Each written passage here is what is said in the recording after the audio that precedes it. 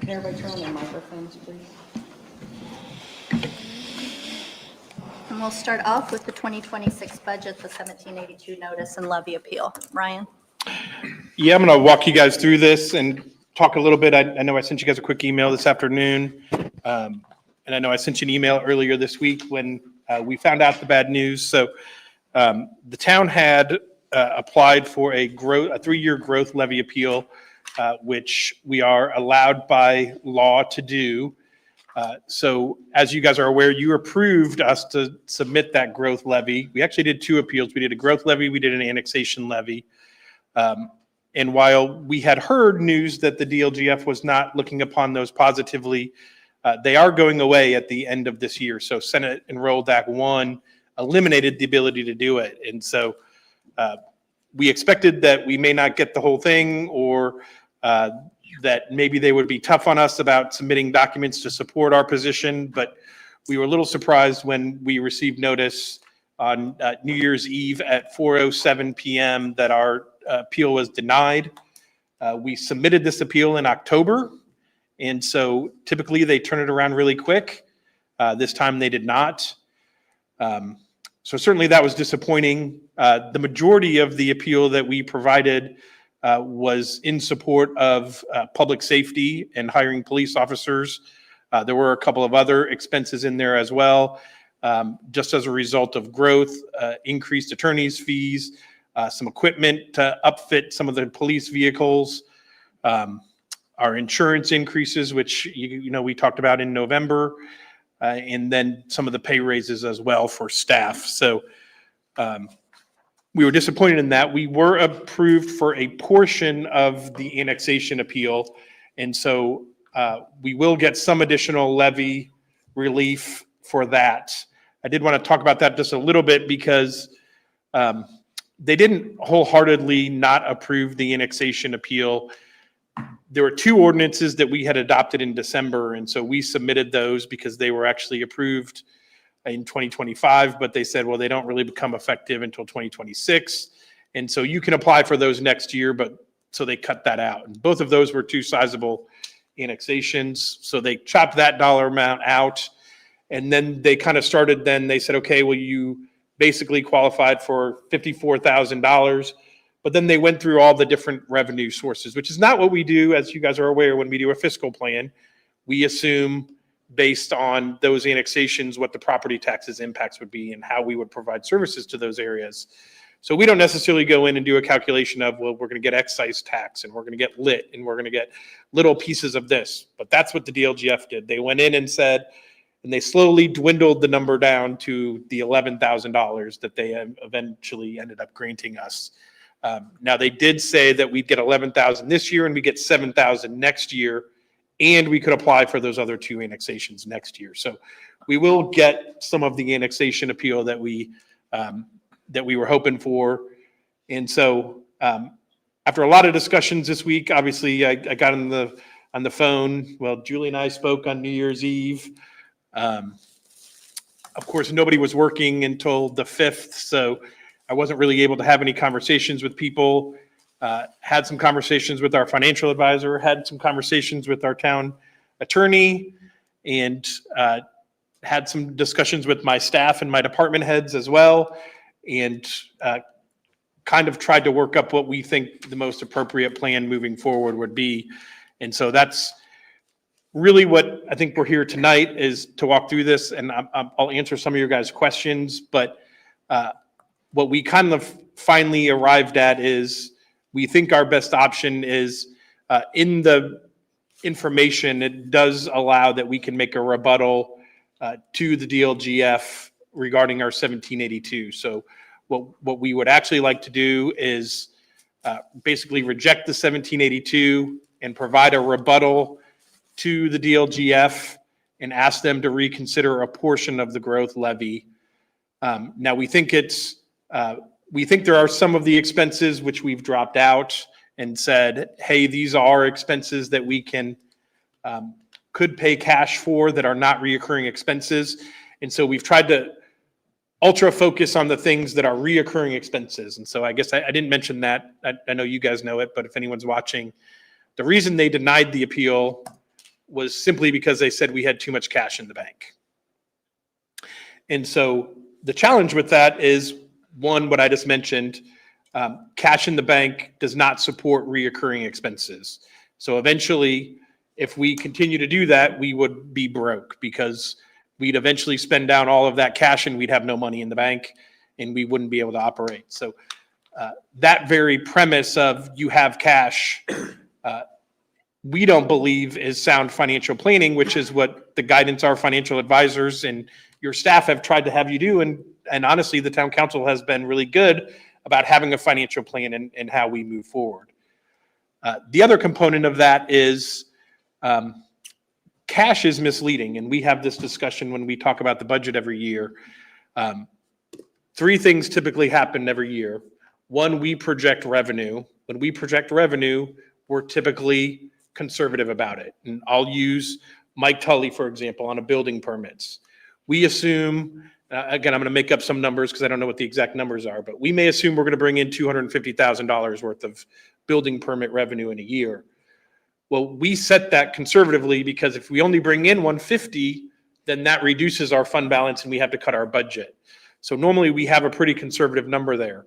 But if Mike Tully brings in $350,000, then our fund balance goes up by $100,000. But that all goes into the calculation then into your following year. So that's one issue. We're conservative in our evaluations. The second issue, as you guys know, is that we don't spend 100% of our budget every year, which again, we try to be good stewards of the taxpayer dollars. If there are things we don't need to do, we don't do them. Or sometimes we have issues where, like this year, we had 3 vacancies in the police department. So that causes us to underspend the budget. Well, when we underspend the budget, that also grows our fund balance. The third thing is incredibly ironic, which is that Julie Loker has done a fantastic job investing our money. And so you guys have heard Julie talk about this, that she's earned over $1 million in interest income this year. Well, that wasn't always the case, one. And two, we don't budget that money because we can't think that we're going to get that forever. And so at some point that's going to cease and it's going to go away. And I think if you guys saw in the rebuttal and response that we prepared, in 2024, we brought in $110,000. And in 2025, Julie brought in like $1,203,000. Well, that's $1.1 million that our fund balance went up. And so the DLGF making a decision solely based on the fact of, well, you have a fund balance, we feel like that is poor and against what the town council and our financial advisors have recommended us to do and how we should really operate. So the reality is, even if we have a healthy fund balance at this point, it's not going to always be that way. And as we continue to grow and experience those things, that number will come down. The other thing that I didn't mention in my email, but Greg brought it up to me when we were just talking a minute ago, was if you guys remember when we did our bond for the Civic Center, one of the things that the rating agencies always ask for us is they want to see what our fund balance is, and they want us to show that we have a growing fund balance every year. We talk about this when you guys do your resolution to transfer money to the rainy day fund. We say, yes, we want to move some, but we want that fund balance to continue growing. So what the rating agencies are telling us and how we're evaluated for our bond rating is exactly the opposite of what the position the DLGF is taking. So again, it feels very frustrating that it's a lose-lose situation for us, that if we try to be good, sound financial planners and being good stewards of taxpayer dollars, the DLGF is holding that against us. So I think that's a summary of it. I guess the one other thing I'll mention again, this is in our rebuttal. We feel strongly that the decision on whether we hire police officers and whether the tax rate goes up is a decision that should be made by elected officials, not by the DLGF. Or apologize, I know I'm a bureaucrat too, so I'm not trying to offend anybody, but bureaucrats at the state shouldn't be deciding what's in the best interest of the residents of Avon. That's you. The 5 of you are elected to do that. And so that's your guys' decision to make, to weigh that out against the impact of asking for that growth appeal and the risk of not hiring more police officers and providing public safety in our community. So again, we feel like that's not their decision to make, and that should be a decision that's reserved for all of you, which you guys did make. And so why do they have the authority to trump what you guys think is in the best interest of our community? So I think those are our arguments in our rebuttal. Again, the resolution that I've laid out for you guys, I know it's not on your agenda tonight, but we have till January 14th to submit it. So if you guys pass the resolution tonight, we will get everything put together and submitted to the DLGF tomorrow. There is a deadline that eventually the DLGF has to approve everybody's 1782s. So we expect we would get a response back relatively quickly, hopefully within the week. I would still tell you that based on what they've done, the other thing they did when they approved the 1782 is they did not cut our budget. So our budget last year was $9,050,000, and we submitted this year for a $10,200,000 budget. They still approved us at a $10,200,000 budget. And so I would advise you and recommend to you that if they do submit back and still reject it, that we still accept the 1782 at the 10,000,002. And then over the next 6 months, the 5 of you have the decision of what do we want to do? Do we want to hire those police officers? Do we want to spend the cash balance? Do we want to look at other areas to cut? And then we don't have to be put in a time crunch to say tonight, what are we going to cut if we want to do this? I don't think we need to do that tonight. I don't think that'd be good decision-making on your guys' part.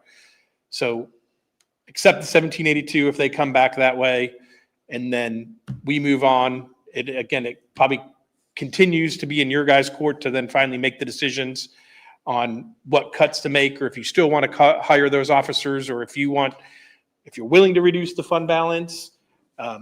Those decisions, I think, if we get through this 1782 issue, we give you guys more time to kind of deal with that. And again, make a good decision based on all the information.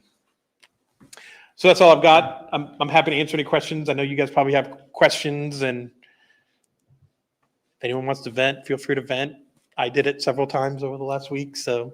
You only gave us 30 minutes. You used up 15. I know. Well, that was my plan.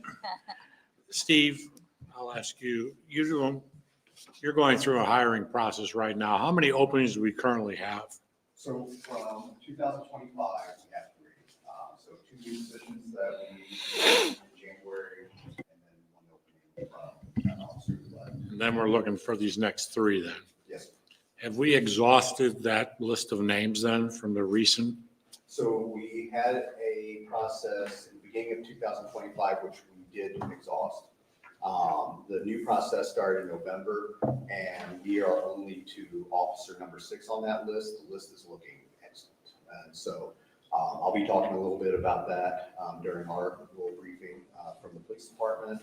But we have a lot of laterals in like the first 9 officers. We look like we have our first 3 officers that we've already given an offer to 1 officer. And we will be meeting with the merit board next Monday to get approval to offer employment to 2 more officers. And again, all 3 are laterals, so it makes it a lot easier for us to get that going.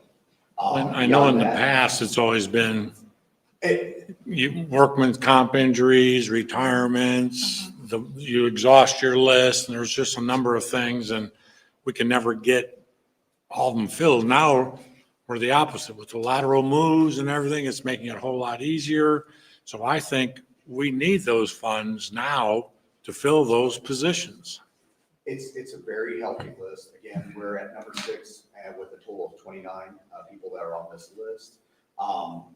We've already started the backgrounds even beyond the number 6 person who's, I believe they'll get an offer tendered to them. Number 7 is a lateral from IMPD. He's looking good. We'll probably get an offer.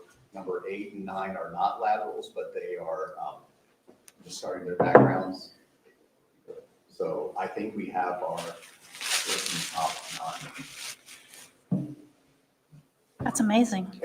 For us, it really is, because normally, on average, when, after you get done through the process of, interviews, tests, everything, once you get to the backgrounds, typically somewhere about 1 in 7 people pass the background. So to be able to hire 6 in the top 9, I've never seen it.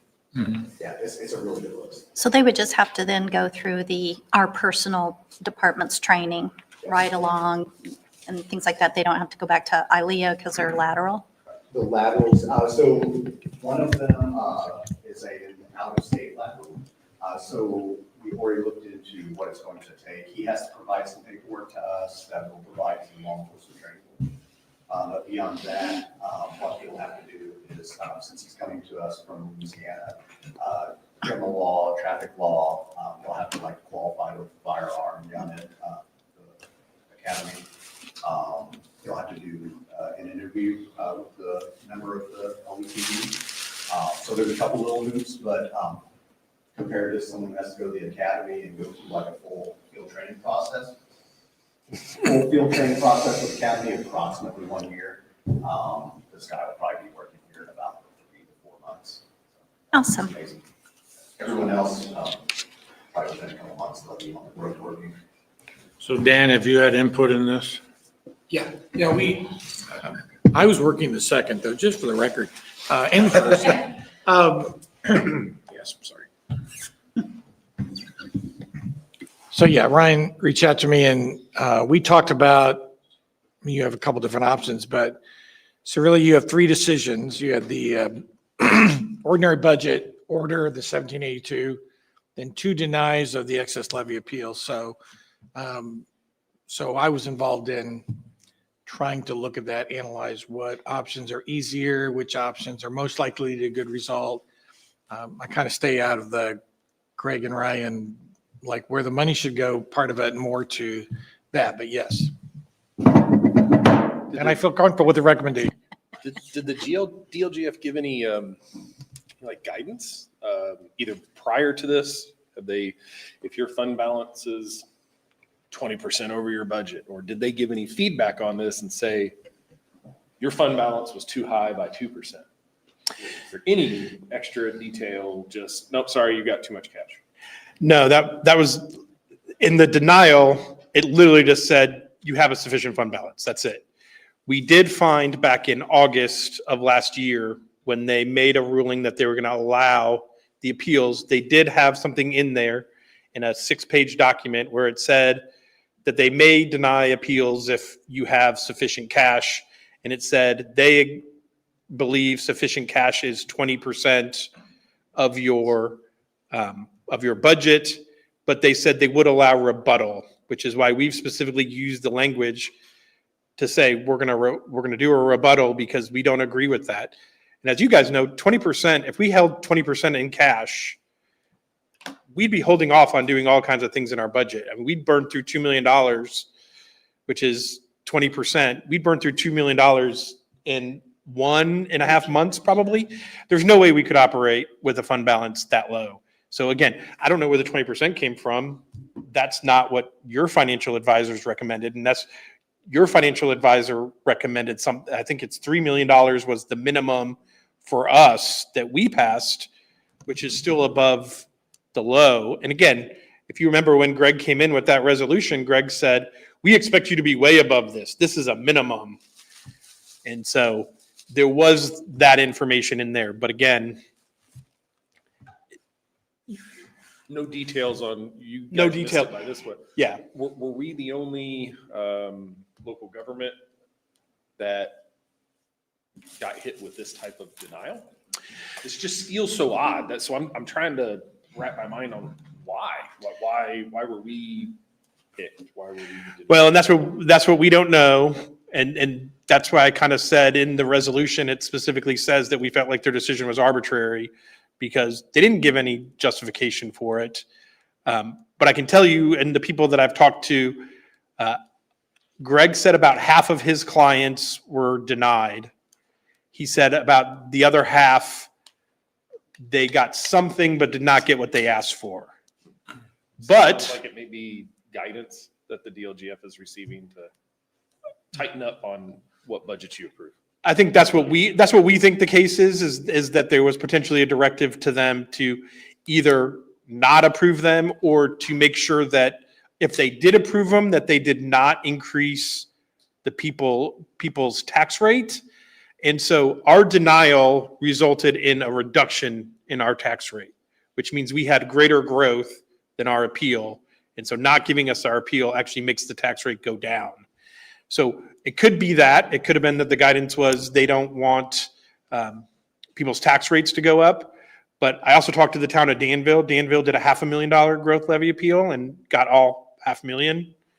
I talked to the Washington Township trustee, and they got their fire appeal. They also did a township appeal, and the township appeal was denied.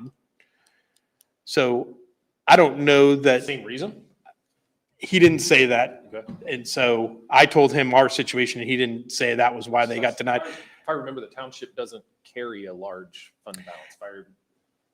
Don, I know it's been a few years, but kind of correct me if I'm wrong. I remember from a few meetings, the township talked about that they don't carry large fund balances for long periods of time. They do? All right, then forgive me. What we did was we would start out the first of the budget and then at the end with high balance because we were collecting tax dollars until June and December. In order to get away from having to do the tall tax completion limit, that we originally did that because the Portia Township was the last taxing community in Henry County that still had a new top. And we wanted to get away from that. And we were going to save quite a bit of taxpayer money by not having to do that.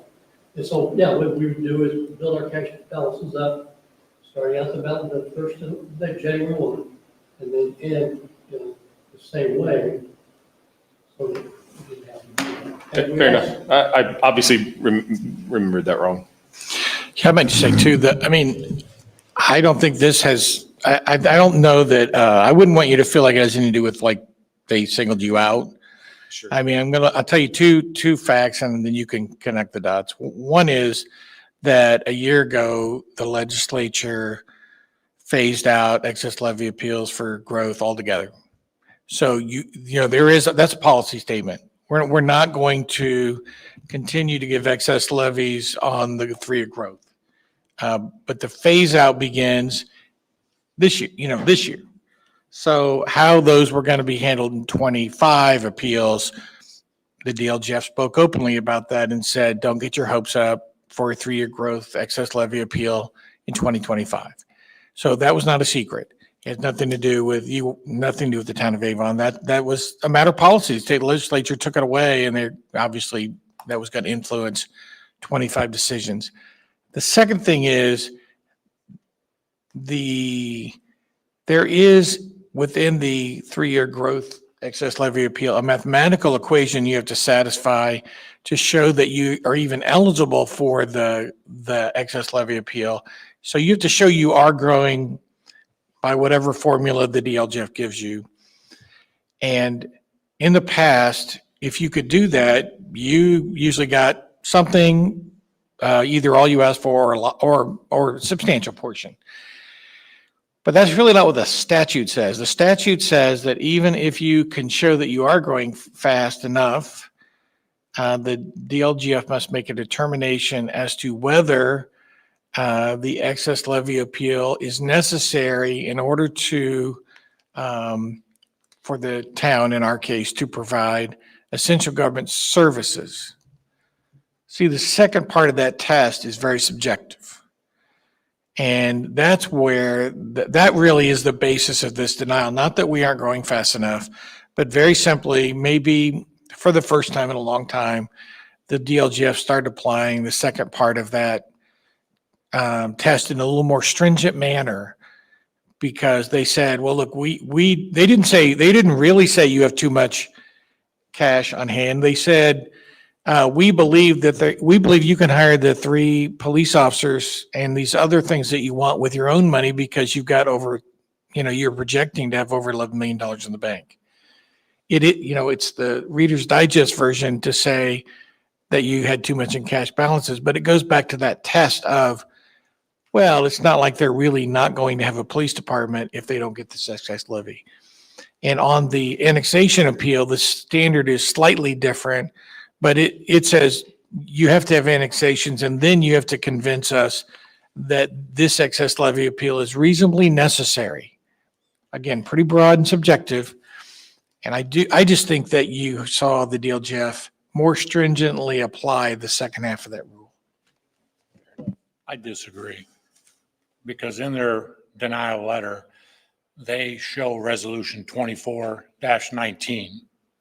And they use that as our minimum balances, and they broke it all out and put it in there. And they showed what our balance was as of 12/31/24 and our estimate at 12/31/25 to that target balance. Well, that was anywhere, a target of 3 million to 10,393,000 to 11,125,000. It may have been subjective, but they looked at that data and you just do simple math, minus it, and you've got $7 million of excess cash to put in police But officers. they never did that before. That's my point. They've never done that before, and that's always been true. Right, but my point is, one size does not fit all. They don't look at Avon as a community that's what now, 30 years old, and we've started crawling, and now we're walking, and some days we get to run a little bit, and we're always trying to catch up. They don't take into consideration what has happened in our legislature the last year to 2 years, where they're coming out and saying each local community needs to fund their own growth. This is a one-time, we've done this before. Ryan, what was it, 2003? When the council at that time denied or said, we are not going to submit an excess levy appeal. And once we do, this is over, it's gone. We can't add this to our to that balance as we go down the road. And infinity, that's millions and millions of dollars. So I don't get this. I mean, I look at this and I'm like, okay, I agree. Let's see here. We can pull out number 3, number 4, number 5, number 6. But if we're going to do anything, at the very bottom of our letterhead, we say Avon is a safe community. What we're asking for are police officers to keep our community safe.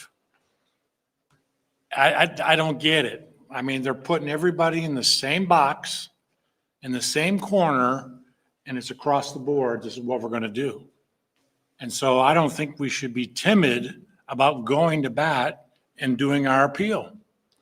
Because once this levy is gone, we can't add it, so we lose year after year after year.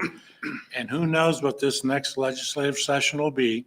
They forced us to do a wheel tax. And if we didn't do a wheel tax, we wouldn't get community crossing grant money.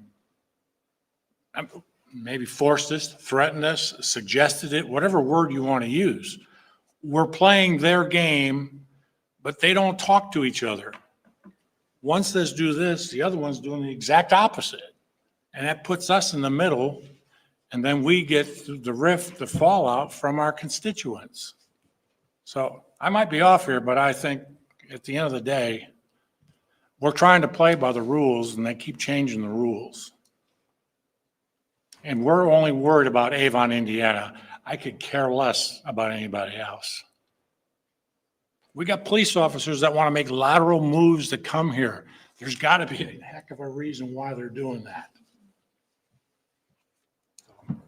As you can tell, I'm not real happy about it. We're not happy about it, but it sounds like this is the next step that we need to take since we aren't happy about it. So, any other comments or? You're going to need us to add it to the agenda tonight. Say we need to suspend the rules, right? Yeah, that's what, if you guys are comfortable with that approach, that would be my request, that you amend the agenda tonight, add it to the agenda, and then vote on the resolution, so that we can attach that with our denial of the current MDD to and offer our rebuttal and response. I mean, because technically our budget's not approved yet. Right. It is, but I had 14 days to submit Well- yes or no. It is or it isn't. Yeah. They turned this down, but they approved our budget. This was part of our budget that they turned down. That doesn't make any sense either. They approved our budget, but want us to spend down our fund balance. So they're saying if you need that money, go ahead. You have the right to use that money. We'll accept the budget, but we're not giving you the funds for that portion of your budget. I think the other thing we have to do outside of this, and maybe it's a lesson learned, is when they compared it to when they showed that illustration of the different fund balances, we need to raise that. It really worked against us. We're trying to be fiscally conservative for our community, and they're holding that against us. What? That doesn't make any sense. Which is odd because the state of Indiana tries to be fiscally responsible compared to states across the nation too. So, And they have a $2 billion fund yeah, balance. so. So yeah, the very thing they're criticizing, they do the same exact thing. So Right, right. I think Greg makes a good point. If that's how they're gonna use it, of course, that's not for that at all. When you adopted that, you did that because you had a bond coming out and you wanted to show you had some policy. Mhm. And you know that, Greg, your actual policy, when you follow, and actually your budget you adopt, you really have said this past year that you've got a $9 million minimum balance, right? And that you want to have ever increasing. So Greg makes a very good point, is you probably should revisit that policy. Who knew that could be used against you, but they did. I think it's a good point. Well, and the flip side of that is, do we make it so high there is no wiggle room, but then we fall below it? Now you're going to have someone pointing your finger at, well, you fell below that minimum requirement that you created. Well, we fell below it because our government's holding it against us and we can't get our excess levy appeal. Why would just remind you, Greg, I think Greg Harris wants to say the same thing. If you were here, so you can always modify that resolution if you had changing tides and you needed to raise or lower that a little bit. There's no limit at how many times you can adopt a resolution like that. But I do think Greg caught something that I noticed, which is, it goes to what you said about the playing rules. Fine, if that's how you're going to play that game, then we hear you. We'll make sure you understand that how you guys really look at the budget is that you should slowly and gradually increase your cash on hand as you grow in terms of total budget, that's only a prudent thing to do. Well, and on that same thing, as Greg always says, when you go in and get a bond, you want to increase your rainy day fund. So what are we doing? We're increasing our rainy day fund. They're holding it against us. But when we go get a bond, the bond market goes, hey, you guys are doing a great job. It's like, come on, someone's got to communicate to each other. All right, I'm done. Okay, we'll move on to 2026 boards and commission discussion. yeah, I'll just, real quick, I just wanted to walk you guys through this, and that you should have something in your packets. And I know a couple of you were in this week, and so I had shared the list with you. So again, just to help make things a little smoother when we actually get to the council meeting and for you guys to make the appointments, I just wanted to just kind of briefly walk through this and make sure you guys kind of understood what's in front of you during the council meeting tonight. And so you have two different spreadsheets. The first one you have has green and yellow on it that kind of looks like this. That is our current boards and our current makeup. So if someone on there is listed in green, that means they are a current sitting person, but their term is up. But if it's green, it means that they're willing to continue serving. So if you guys want to maintain continuity, you have the option to reappoint anybody who's in green. I do not ask people who are already sitting on boards to resubmit applications. So then you also have a blue list that looks like this. So if you either don't want to appoint someone in green, or if you find one that's in yellow, that means the person does not want to be reappointed, and you're going to need to get someone off of this blue list. So these are the people who've then applied on the blue list. So for example, if we're looking at the Stormwater Board of Directors, you have a yellow one. Kurt Fuller doesn't want to be reappointed. So you guys will need to go to your Stormwater Board of Directors, and you had two people who said they were interested in serving on the Stormwater Board of Directors. So that's kind of how it works going forward. I did want to mention one of them, when we get down to the Fire Appeal Board, Jeff Staten was appointed 4 years ago, but we don't really know who he is. We don't have a contact information for him. We've not been able to get a hold of him. So we believe he needs to be replaced, but you will also notice on your blue list, you don't have anyone who applied for the Fire Appeal Board. But there was someone with good qualifications in Okay, our okay. things here. So I had asked Levi, the fire marshal, he had helped us put together these people in the first place when we originally created the Fire Appeal Board, if he had any suggestions. So he was working on somebody, but if you guys think there's someone in there who qualifies, that's great. Person. Okay. So if there is somebody, then you can appoint that, or if you want to wait and not make that appointment tonight, we could wait on, okay. He's an engineer. You could too, wait if you so it want. might be a fit, I don't know. We would have to make sure he would be a business rep too, so I'm not sure what that means. And then I know, Dan, did you have a chance to look up yet the 2-member party?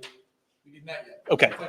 And there is a question just on the Fire Appeal Board. Dawn pointed out to me that it says no more than 2 members can be of the same political party, But there's 5 people. but there's 5 people, so we think it should either be 3 or that it may not be needed at all.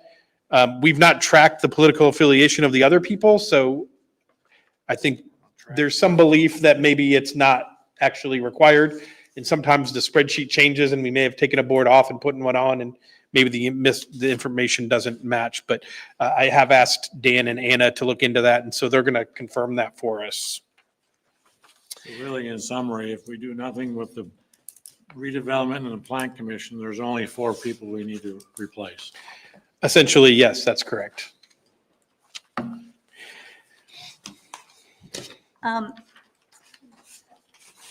Would it be an appropriate time just to, since we got through that topic and we allotted 15 minutes and took 3, could you just briefly ask or discuss, when Greg and I met today, he brought up something and I think it's worth bringing up and sharing and maybe having a little conversation about, but Greg, do you mind if I share?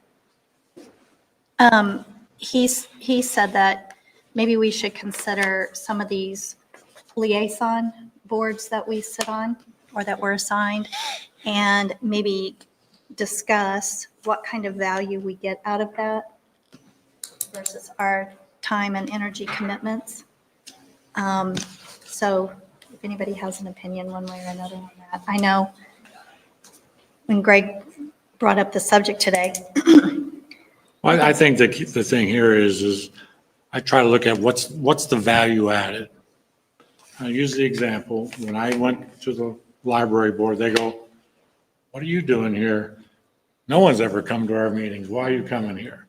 And I think the example is when we were working with the township, trying to look at consolidation or coming together as one, we wanted everybody to kind of be seen, heard, and provide any maybe dialogue or any questions that may have come up. At the end of the day, so what's the value added on the library board? I'm not sure there is. And I did that, and I think you're on it now. And we go to the township board meeting, and it's around their schedule. It's at 3:00 in the afternoon. Well, if somebody's the liaison and they work till 5:00, they'll never get there. So at the end of the day, I'm not sure, unless somebody else has a better reason, we don't really need all these liaisons on these different boards. A, because there's no value added, or B, we don't even attend them anyhow. So that was my whole point. I think some of us don't attend them because there is no value added. If you've attended those meetings, beginning at the redevelopment authority, the redevelopment commission, it's pretty cut and dry. Mm-hmm. Well, even if you go to a county commissioner meeting or a county council meeting, the question you ask is, how many other municipalities are there? Probably none. None, I can tell you, because I go to the. And they know who we are, but then what's the interaction? There is none unless we want something. And so, again, I value everybody's time and their commitment, and that's my comment. After Greg brought that up and I started thinking about the boards that I sat on, there's, sometimes you don't know the value that it brings until you need to ask someone for something. And then if they have seen you at those meetings, then, you might have a better relationship, or they might say, instead of saying, you guys don't come to anything unless you've got your hand out or looking for something. But I think that I've been here 6 years, so we've been attending and doing this for that amount of time. And do we feel like it's brought us anything when we have had to go ask for help or guidance or assistance on something? And with that said, if the decision gets made that we may not need these liaisons, it doesn't mean that if we individually want to go and attend these meetings, there's nothing to stop us from going and attending these meetings. It just wouldn't be a set day and a set time for people. I don't know. I'll give you 2 examples. When we were doing 100 South, and we went out, you and I went out to the county, and we got chastised Oh, yeah. by the county commissioners who said you should go to the county council first. So we go to the county council first, and they go, what are you doing here? It's the county commissioners. So here we are, stuck in the middle again, getting beat up. And at the end of the day, they decided that they were going to give us what they wanted to give us, not the calculation that we had done to their fair share per lineal foot. The other example is when we relinquished 267, which is now Avon Avenue. And because we're going to use those funds for a bridge, the county is under that jurisdiction. They got our 13, 14, whatever $1 million. When we asked for our money, they gave us all but $1 million. Mm-hmm. They didn't help us there either. So if anything, we've been shortchanged twice. And I can remember the other time when Tom Klein was even the manager, and we went to the county council and stood in front of them for something. They didn't give it a minute thought on turning us down for what we were asking for at that time. Ryan, I believe you were there too, but I just don't know. And it caused me to reflect on my personal experience. So if anyone else has any. I mean, I've certainly struggled to make it to all of my liaison meetings. It's a lot more time commitment than I have to offer sometimes. And I agree. I don't know that there's a lot that we're, especially some of them like parks and police. I mean, our staff does a good job of updating us on what's going on in those departments anyway. I don't know that I've ever gotten anything out of that meeting that I didn't also get in an email or in a department update or multiple other places. And, like Greg said, the chamber, he's a chamber member and on the board, so he's there and can report back on chamber. So I don't know. I mean, I can see it both ways and it's going to come up. So I just thought maybe it could be talked about during this few minutes that we had here too. So I mean, I don't want to sound like sour grapes, but I mean, we're trying our best to create relationships. And it doesn't matter if one community is doing it or not. We know we're trying, but at the end of the day, what does that relationship get us? So.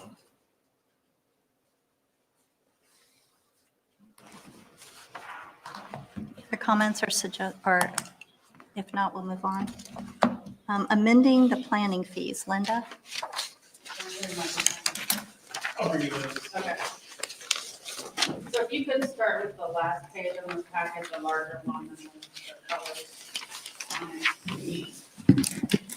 Is that the senior page? Larger print? So the first column there, and the colored column is our current fees. And I've listed out several communities after that. Sometimes it's hard to compare apples to apples because they do their fees differently, but I did the best I could with that. And the last column, as you see there, is Indianapolis, and that's where I came from. So those were the fees that I was used to before I came here. So of course, when I got here. I thought the fees were fairly low.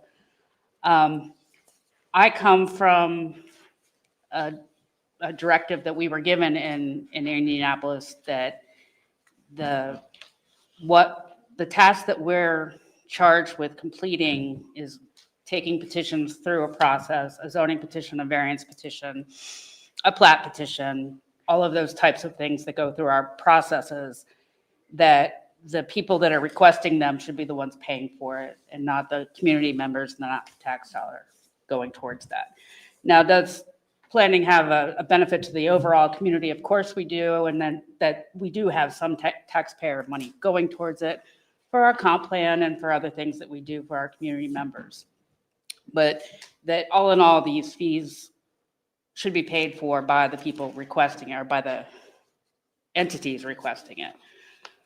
So then I did, if you go to the next page before that, where it says staff time computation, listed out the steps and the things we do with each case that comes in, and did an estimate of how much it costs our department to process a petition or an application. And you'll see that being over $2,000, and that's on the low end because the amount of the rate we did at $50 an hour doesn't quite cover either of us on benefits and all that. So that number doesn't, the fees that we have don't come anywhere close to meeting that number. The next column where it has average fee of 2025, I literally listed out every fee we took in 2025.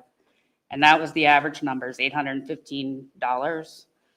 And you'll see that that equals out to 37% of what we estimate the cost to be. Now, of course, the costs for some cases are more and some are less, but it's just an average cost of what we think it should be. So then the next sheet before that is my proposal for an amendment to the fees. Paul and I went through and did a lot of thinking of how much time it really costs us to look at each of these types of cases. You'll notice the biggest bump is on waivers, and that $25 for a waiver was really low. And the amount of time that we put into a waiver, that's when they're really looking at going against the ordinance. And that's when we bring in the fire department and the police, and it takes a lot of time and effort. So Is that waiver a waiver requested by the petitioner, or staff says you should get a waiver or not come next week? Is that what you're talking about, delaying the meeting or continuing them? that's if they filed and didn't realize at the time that they needed a waiver. And in our review, we said, oh, you don't meet the standard here. You have a choice to get a waiver or fix your plans to not need a waiver. So we never request the waiver. We just point out that one is needed. So these are the numbers we've landed on for your fees. And then if you go back to the one before that, I've averaged out, if I took those same fees that were filed in 2025 and changed the fees to my proposal for 2026, we would get to about an 85% of the cost to process one of those petitions. Comparing to the other communities, we would fall kind of in the Carmel Fishers area of these fees. We wouldn't be as close to our immediate communities. We'd be closer to Carmel and Fishers, not as high as Indianapolis. Carmel looks a little off because their fee is not as high as of a base fee, but their per fee gets the fees much higher than what our proposal would be. And their waivers are much higher. Oh, I'm yeah. looking at here, so. Yes. But Ryan, when I spoke with you about this week, you had said that we really can't compare to other municipalities. We have to look at what our actual costs are in-house. The end of your dinosaur death. Okay. Linda knows that already too. Mhm. But again, you guys always ask, like, how does it compare?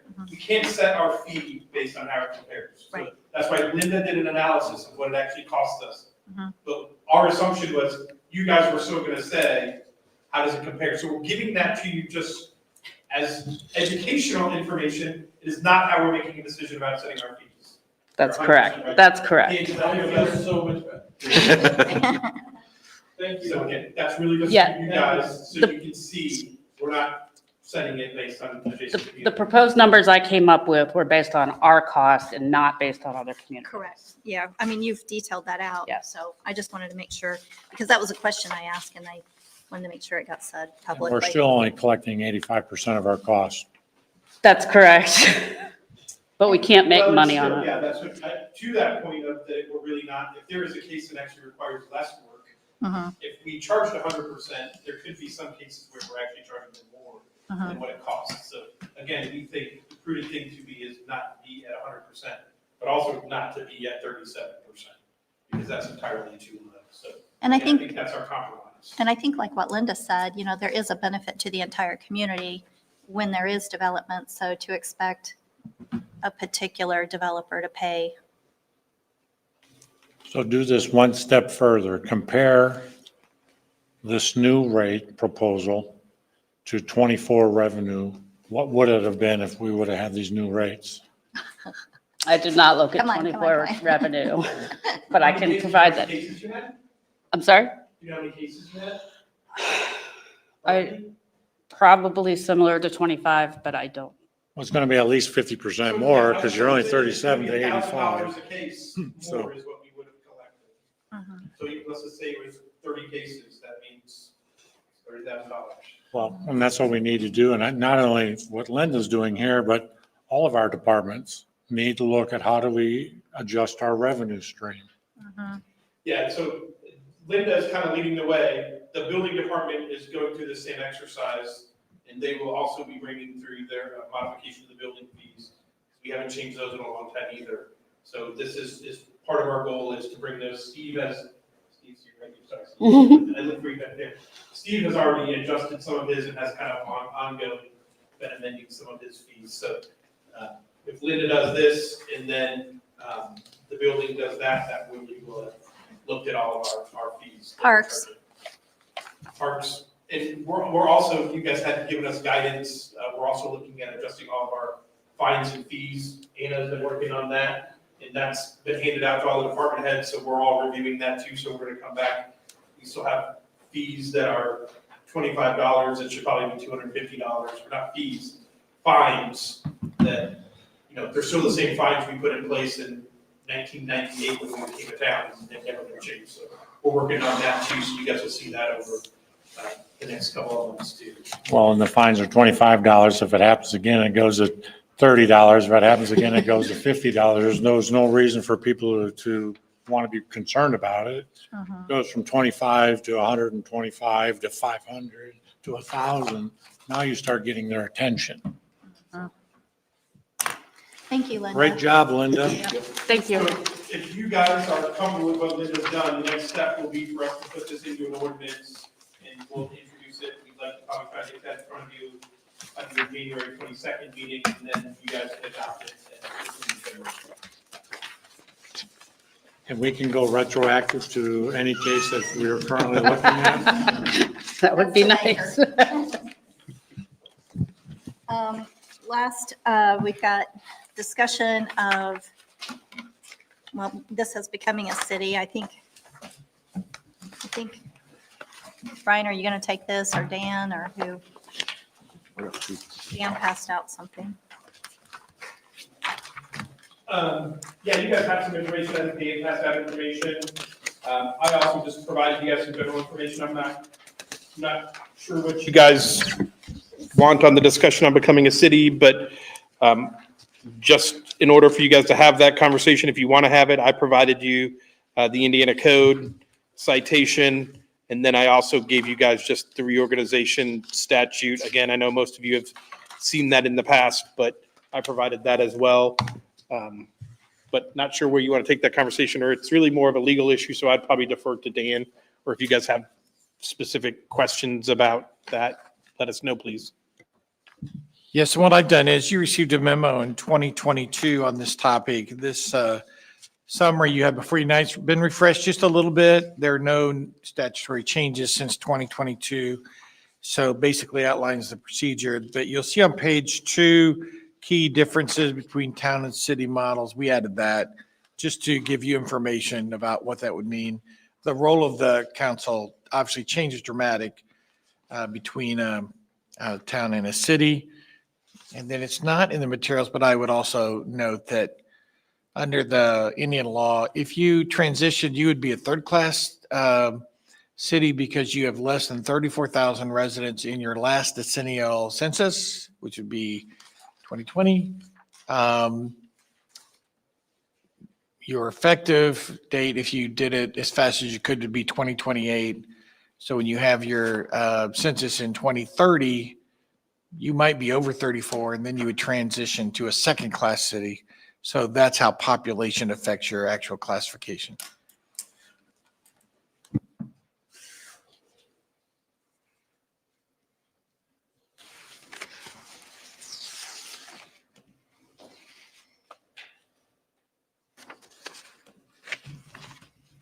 Dan, what are the differences if we go from one class to another? What's that get us? It basically, there are some differences, subtle differences, but mainly it authorizes another layer of supervision among departments. So for example, although the mayor has great latitude to structure the administration however he or she would want, different positions are allowed in a second-class city that aren't allowed in a third-class city, including over public safety. The legal department looks different. There's some subtle changes. That's mainly what it's about. The clerk treasurer's position can be a little different as you go from second to third to second. So there are changes like that. That's really what most of the changes are about, allowing for a more sophisticated government, more positions within that structure. Is there an estimate of the cost that we would incur to go through this exercise? Well, you would incur a cost if you have a special election you'd be charged by the county for that. So often they will try to make sure it goes to the general election. But if you don't have a general election, you could go special election. It's just a ballot question. On the legal side, though, you at some point in time before or after the election have to come up with an ordinance of how you'd be structured as a city. Obviously, you're going to have some costs developing all of that. And then you're going to have to look at all of your ordinances that say town. And like Ann and I were just looking for the Fire Protection Appeals Board, and guess what we found? You've got a whole chapter on what your agencies are and who appoints who, and all that would change. So you would have to rewrite most of your town code. So that's expensive. It would not be without expense. At $255 an hour, that would be expensive. Yes, it would. And then you also have another, your highest paid official would be your mayor, I would guess. And you're going to have, so yeah, you wouldn't do it to save money. That's definitely not why you would do it. It costs more money. Are there financial benefits once we become a city that we would be getting differently than we are now? No, there may be benefits, but they're not, it's not like you get more money from the state if you're doing that. There are people, different points of view about what the benefits are, but those aren't really legal questions. So. I mean, if we went through this, we would have to really put the pros and the cons. You're going to hear the general public say, why? So we're going to say, well, this is why. Well, then they say, well, why not leave it? What's wrong? If it's not broken, why are you trying to fix it? So, because our friends in the north are going through this right now, and they're getting some of those same questions. Bill, you have any input? Well, I'm trying to find on here why you think it would be 2028.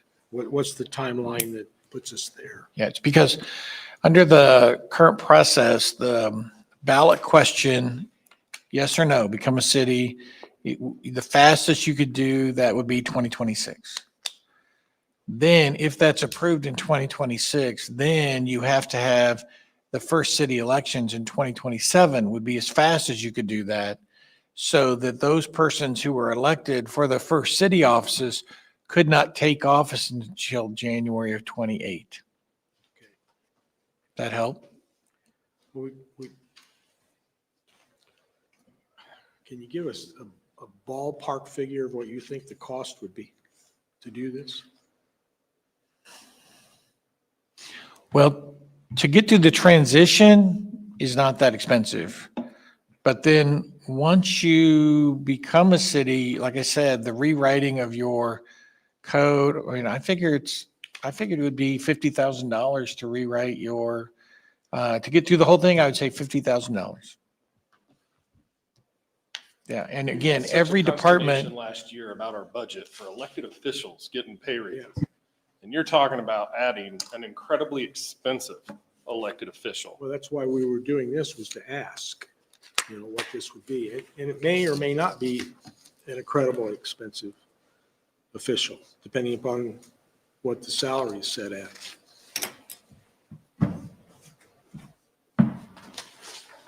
I think, Or it could be, depending upon what people did. Is there any benefits for what the state does downtown for cities versus towns? I don't think that's so much of a legal question. I mean, there's some who would say, mayors are better known by legislators. Now, my clients who are mayors might say, well, that hasn't helped me much. They may know who I am, but I'm not sure I'm doing any better than you are. There are some people would say that a mayor being the point person for economic development can be an effective way to handle that. But for in Hendricks County, where you have towns only, it's unique, towns only. I think the real issue is what you see on page 2, which is, are you willing to concentrate that much power in one person? And all of that power would come from the town council. And it is dramatic. We represent cities and towns and counties. So I see this. And the role of a city council in a third-class city is much different than your role, much different. You appoint employees. Under a city model, the mayor appoints everyone. And it's not unusual when a new mayor is elected. If you don't believe me, ask around.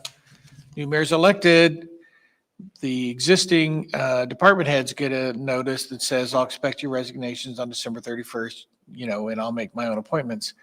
So towns under your model tend to be very secure and stable. And the model is a diffused power structure. 5 of you share power. The truth is the president of the council only has does 3 things that the rest of you don't do. One is sign documents, one is run a meeting, and then appoint the police chief under your model system. Don doesn't have very many benefits, really. So you have a kind of a shared power system, where in a city with a mayor, or in a town with a mayor like Zionsville, which was done through consolidation, it's significantly different. It would be significantly different for you. Now, if that's, like I said, if that's what you want to do, but I make some of that, I make note of some of that on page 2, just so you consider how big that change would be.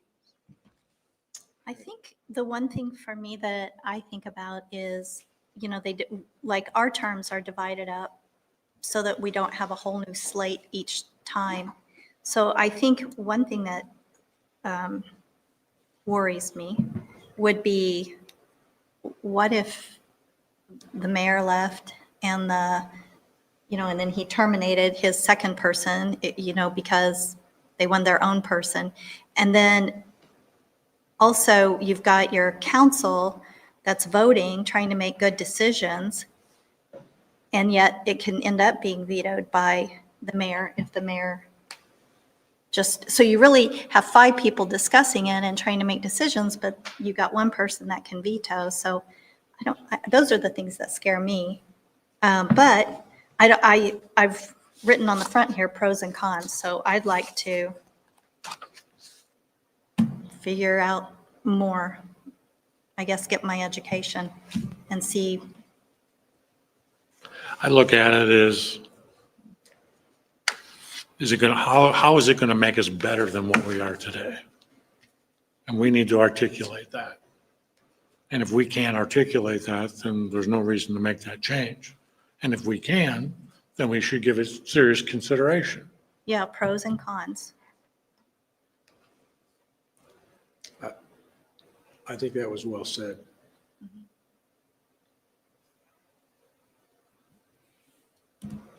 I've lived under both of the community about this size. And it does fall upon one individual to make a city, I don't want to say great, but operationally great. And if you don't have one of those, it's not pretty. Yeah. It could make or break you during the timing of just one term even. There Yeah. could be consequences, but if you get a good one, I'd say pros and cons, but And I think the only authority then the council has is financial.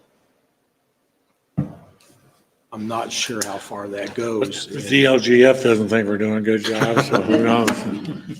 That's a valid point as well, given what we've heard. But anyway, that's. Council would retain, just like you currently do, you would retain some appointment power on boards and commissions. So like currently, the town council president makes certain appointments to boards and commissions, and you as a group make certain commissions, like 3-2-2-1.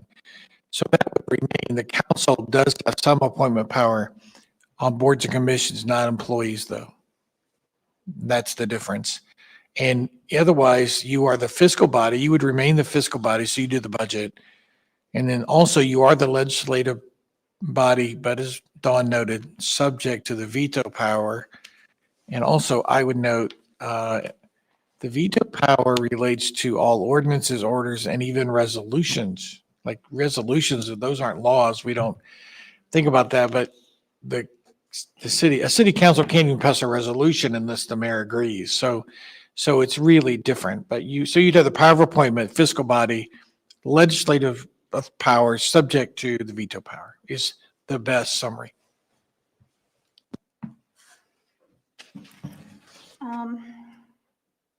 Moving on to, I guess, 5. Are there any other topics anybody wants to talk about?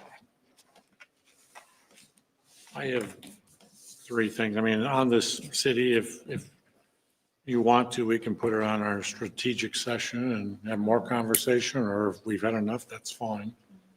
I've met with a developer at 100 South and Ronald Reagan Parkway, and I think they want to come to a future work session and have a conversation. I think you've met with them.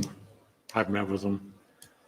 That's one. And then one thing that I would like to see on a future work session is we have land that is certain zonings now, which means anybody can come and put whatever that zoning says they can build on it. And I've often said we should do this, and I've often been told, no, we don't, or we can't change the zoning. But what we can do is list the prohibitive uses on that zoning. And so I would like to put that on a work session or even a strategic session about adding the prohibitive uses to whatever these parcels are located, because what we're ending up with now is, I've said it 100 times, our only resource is land. And once they build on it, it's gone. So now we have a 10-acre park or pocket at Avon Avenue 150. We've got that strip on Rockville Road. with 5, 7 acres. We've got other pocket areas where we have it. And some of that is zoned a certain zoning, and we may not like it, but they can put it there. So shame on us.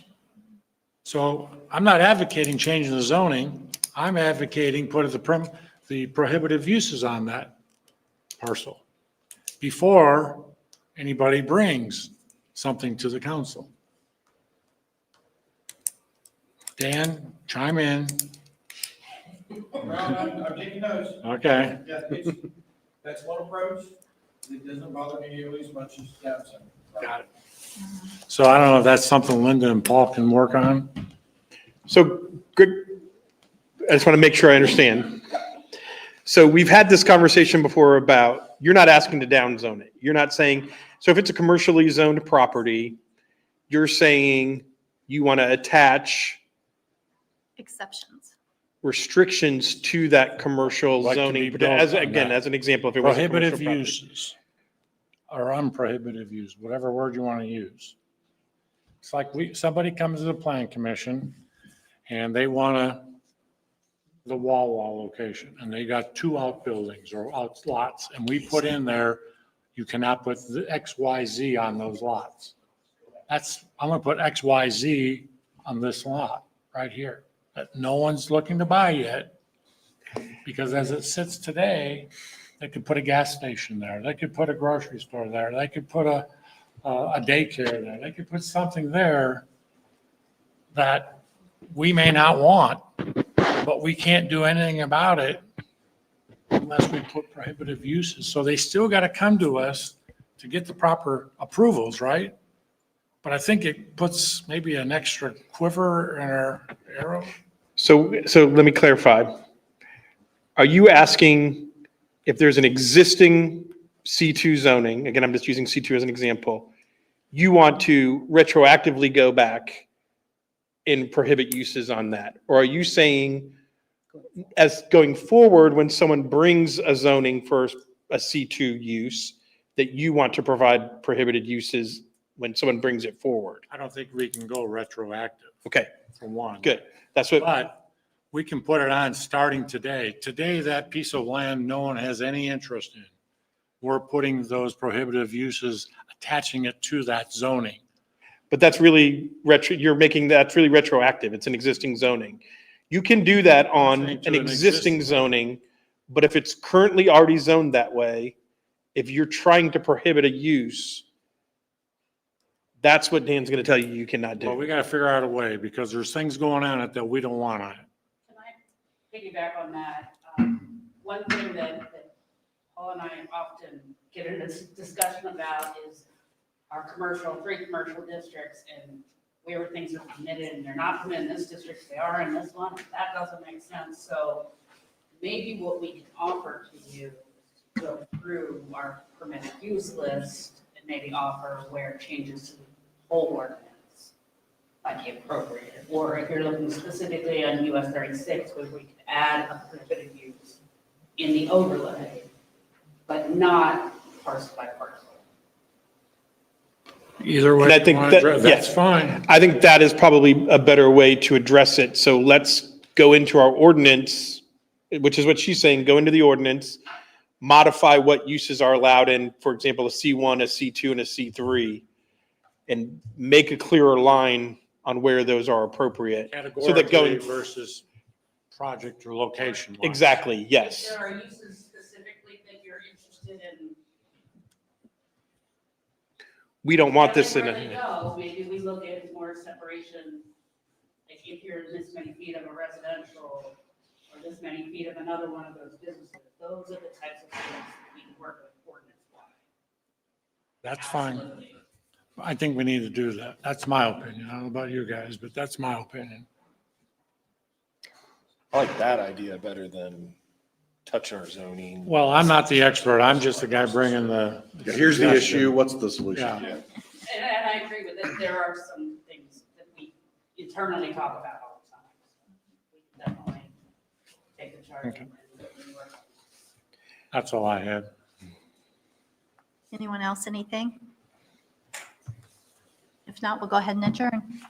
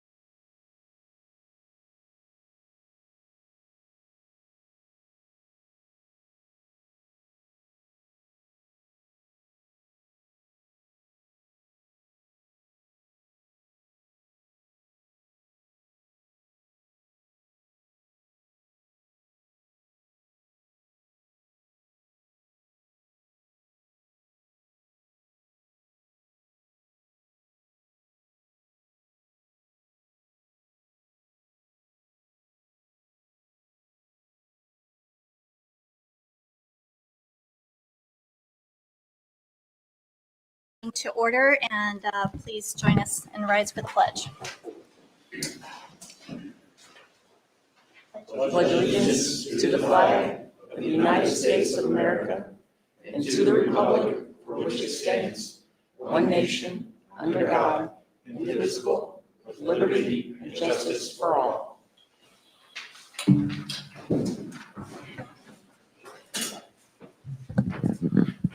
Julie, roll call, please. Robert Pope, Present. Bill Holland, Present. Greg Susan, Present. Don Loudon, Present. Jason Puckett. Present.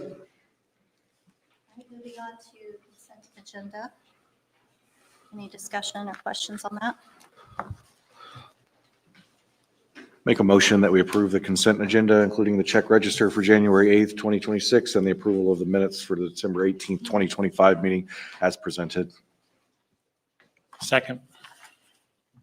Thank you, Julie. Roll call again. Jason Puckett. 4. Greg Susan, 4. Don Loudon, 4. Robert Pope, 4. Bill Holland. 4. All right, next is the first of 2 public comment sessions. The public may comment on the agenda that is not part of a public hearing tonight or any specific matter within the council's jurisdiction. If you do want to come forward, please make sure that the microphone green light is on and state your name and address. No one coming forward. We'll close the first of the 2 public comment sessions and move on with department updates. Steve?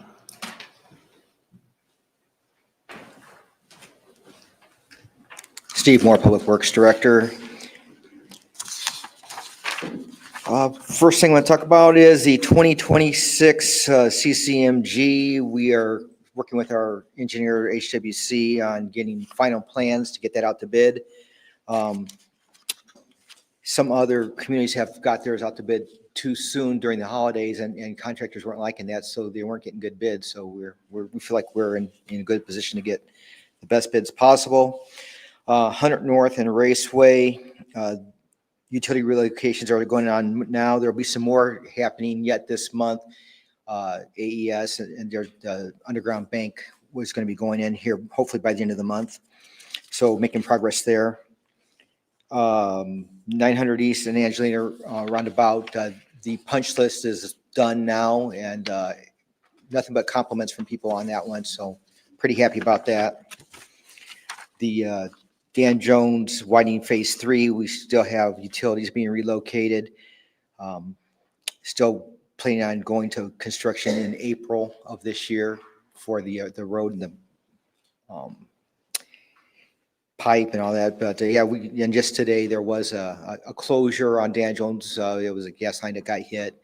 Wasn't us. It was one of the utilities hit an unmarked gas line and closed the road for, I don't know, 3-4 hours. Dan Jones widening phase 4. They're about 40% done with the plans on that. Sidewalks and trails, we're putting out quotes regularly. We just sent some out today. We're going to connect some trails by Zaxby's on Dr. Charles Nelson. Both sides of the road, there's gaps in the trail. We're going to fill those in and complete those. Also, Zaxby's at 36. We're going to connect the trail there along 36. There's a gap where there's a little valley. We're going to do that. And there's a bunch of sidewalks around town that we got a quote out to do some repairs and some ramp replacements. See, we've got our reports for the month. MS4 inspections, Drew and Eli completed 79 inspections, no fines. Betsy collected $34,000 in permit fees for 21 permits. She also collected $15,240 in accident reimbursement. Keaton and Eli conducted 15 right-of-way inspections. Eli installed 21 signs, including the Dr. Charles Nelson sign that got knocked down at the new roundabout. Any questions? Thank you. I think so. Thank you.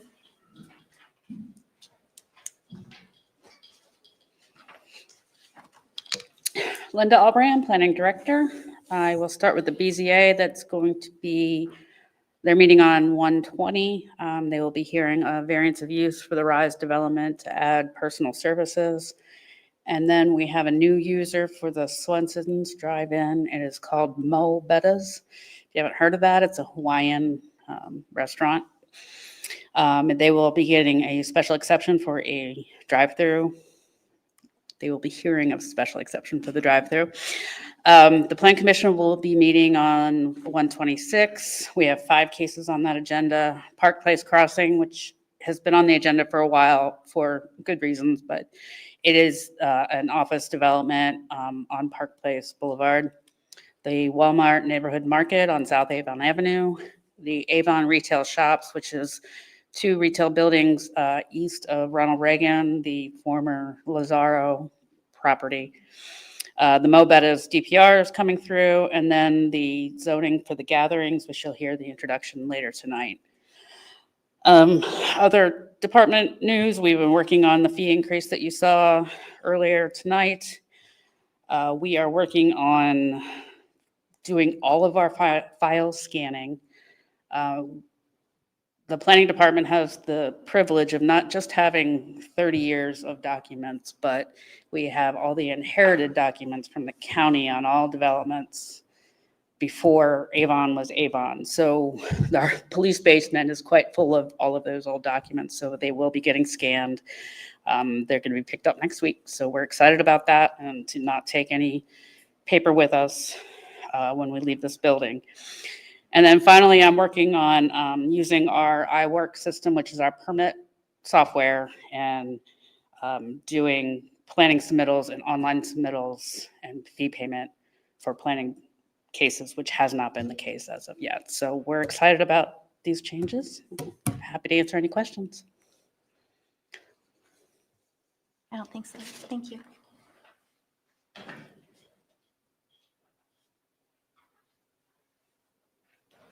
Steve? Steve Barton, Deputy Chief of Investigations with the Police Department. So quick update on the hiring process. So it started November 1st. All the testing is complete. The list now consists of 29 people looking for employment. Detectives are starting to go through the list now, doing the backgrounds. On the 22nd of December, an offer, final conditional offer was given to a person. He's a lateral coming from Louisiana. And so he accepted the offer, and now he's going through the perf testing. Next Monday on the 12th, we are going to go in front of the board to put 2 more people up for conditional offer. Both of them are going to be lateral employments with the state of Indiana. So we'll see how that goes. We have 3 officers that graduated from the academy this past December on the 17th. They are back here with the PD, and they are going to be starting their field training here next week. One of those officers that just graduated, he's with the Indiana Air National Guard, and he was just recently activated. So we want to thank him for his service. So we're going to be losing him for, I think we're looking at about 10 months, 11 months, but he's going to be serving our country during that time. So I want to thank him for doing that. And then we want to congratulate one of our detectives. He just had his first baby earlier this week. So he's excited about that. Our office is excited about that as well for him. So, and then last thing is going to be that we had a successful AED deployment. And this AED was acquired from Gene Rank from Duke Energy. So, all right. Be happy to entertain any questions. All right. Thank you. Thank you. Julie, do you have anything? I do. Currently, I'm working this week on actually closing 2025, getting all of our POs ready, balancing the books for 2025 so I can start my annual financial report. We did have a payroll this week, so now that our payroll is done, technically now for 2025, we're working this month to issue 1099s, 1098s, W-2s, closing the books, and starting the annual financial report. So we have a lot going on in January and February, and I have a cot set up for me and Calvin back there. So that's about it. Thank you. Ryan, are you speaking on Any departments have the? I will. I'll maybe just speak real briefly on behalf of the Parks Department. Shelby apologized. She had a family conflict tonight. So she did, as you guys are aware, she's had a vacancy for about a year, and she has filled that. So she filled it with actually an employee from within. So she will be fully staffed now. Also, we wanted to congratulate, you guys may not have noticed it yet, but our sports department exceeded their $1 million goal for revenue. And so they actually exceeded it in November. So I haven't seen what their end of December looks like, but I know that everyone was kind of watching that, wondering if they'd make it to that. And so they did make that as well. I know we did just take down all of our Christmas decorations. So thank you to the maintenance staff for all that work. It was a lot of work to put it up. It's also a lot of work to take it down. They were fortunate to get some decent weather, at least this week, to be able to get it all down before it gets cold again. So that's what she asked me to share with you guys. Anything from Mike Tully? I don't have anything from Mike. I think you should have. Actually, I think it's going to go out with my weekly report. I have his monthly statistics that he always provides. So when I send out my weekly report to you guys next week, you'll get that from Mike. Thanks. Mhm. Okay, next is council comment and liaison reports. I have nothing. I have nothing. Nothing for me. Keep going. Until we were all on holiday. Okay, nothing for me. So I'd like to make a motion that we suspend our rules and add an item to the agenda, that item being the approval of resolution 2026-03. Second. okay.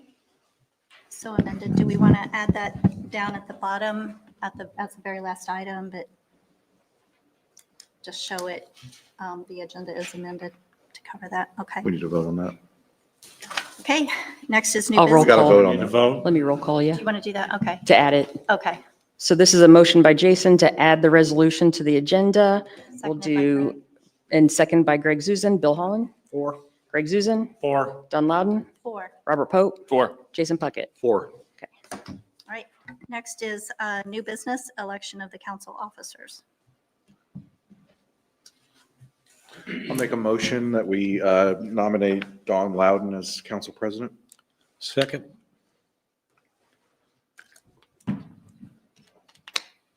Julie, roll call, please. If there's no other nominations. Bill Holland? 4. Greg Zuzen? Against. Don Loudon? 4. Robert Pope? Against. Jason Puckett? 4. Next would be election of the vice president. I move we nominate Jason for vice president. I'll second. Okay. Jason Puckett? 4. Don Loudon? 4. Greg Zuzen? Against. Robert Pope? Against. Bill Holland? 4. Next is the town attorney 2026 engagement letter. You got your board Committee appointments. appointments. Oh, I'm sorry. Okay, we talked about that, and in the work session, should be a quick task this time. On the redevelopment commission board, there are 3 that are council president nominations, and I will just nominate Bob Culler, Dave Kaufman, and Bill Reed, and renew them in their positions. The next 2 would be town council nominations. I move we appoint Steve Eisenbarth and John Hanks to the redevelopment commission. Second. Julie? Writing names in. Oh, okay. John Hanks. So we have Bill Holland, 4. Greg Zuzen, 4. Robert Pope, 4. Don Loudon, 4. Jason Puckett. 4. Next is the Plan Commission Board, and those are 2 council appointments, but they have to be coextensive with the government office, so 2 from the redevelopment. There are 2 that want to renew. Is there any discussion on those 2 remaining or any other nominations? I'll make a motion to nominate Dave Kaufman and Bill Reed to the Plan Commission. Second.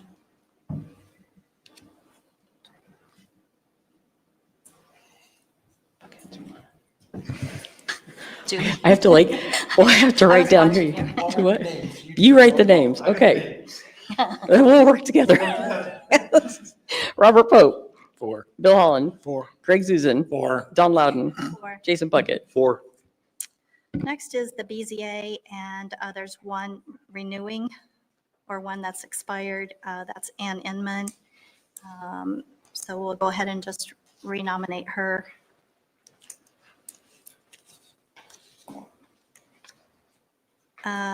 Next would be Stormwater Board. We have Kurt Fuller, who has moved away. Is that correct, Steve? Are you still here? Do we have to vote on Ann Edmond or not, John? That's the council president one. Council President. So we have Kurt Fuller, who has moved away. So I was thinking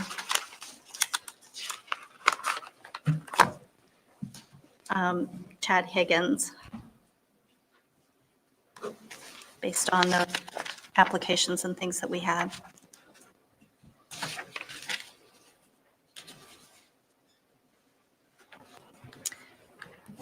And Ryan, I was confused. Economic development, you have it highlighted in green, kind of indicating that the term was up, but it says 2026, so. Yeah, so the Economic Development Commission's a little unusual because their terms run till February 1st. So his term expires February 1st of 2026. Okay, So you still do need to reappoint that position. It wouldn't be effective till after February 1st, though. okay, So Steve will continue serving until February. okay. And that is a full council recommendation, so is there a nomination? In the resumes, there was a Patrick Jackson that showed some interest.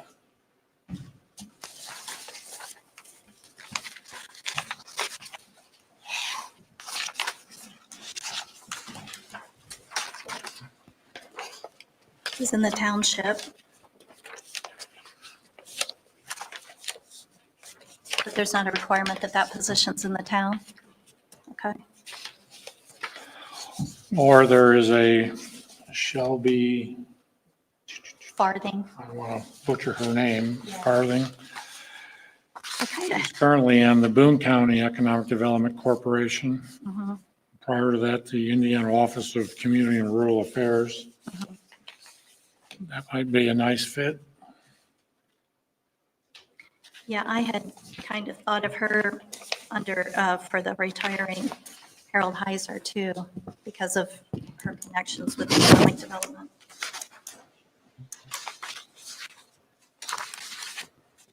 We'll just wait for a nomination. I put her there too, Yeah. around both of them. Can she do both? Redevelopment Authority meets once a year, twice. Well, so they are meeting a little more frequently right now because of the Civic Center project. So they are meeting monthly, but they're relatively non-strenuous meetings. And the EDC typically only meets 2 or 3 times a year as well. So both of those boards don't necessarily require a lot of work. So I think they could be managed by a singular person in both of those roles if you guys were comfortable with that. Well, right now, we're doing economic development boards, so let's just focus on that one. And then we'll get down to the other one. Is that Shelby Farthing that you were mentioning, Greg? Yeah, she's on the, like he said, the Boone County Economic Development Board. So, Did you make a motion? Great. I just was throwing out names. If you need a motion, I'll make a motion to put Shelby Farthing on the Economic Development Board. I'll second. Julie, roll call, please. Bill Holland, 4. Robert Pope, 4. Greg Zuzen, 4. Jason Puckett, 4. Don Loudon. 4. Okay, Parks Advisory Council. There's 4 openings. And 3 have said that they want to come back. 1 was non-responding. I had looked at Candace Florence or Alicia Reeves. I believe they both say that they're real involved in parks and traveling to parks around the state, and it's a passion of theirs and things like that. So I don't know. Does anyone else have recommendations for that board? Ryan, my question is on the 3 incumbents, what is their attendance record? Do we know?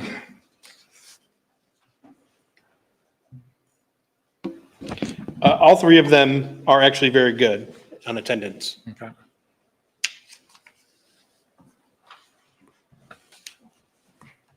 Well, I'm in agreement with the 2 names that Dawn mentioned. Those are the names I had written down, but I didn't know if we wanted to rotate off anybody else that's an incumbent or not, so.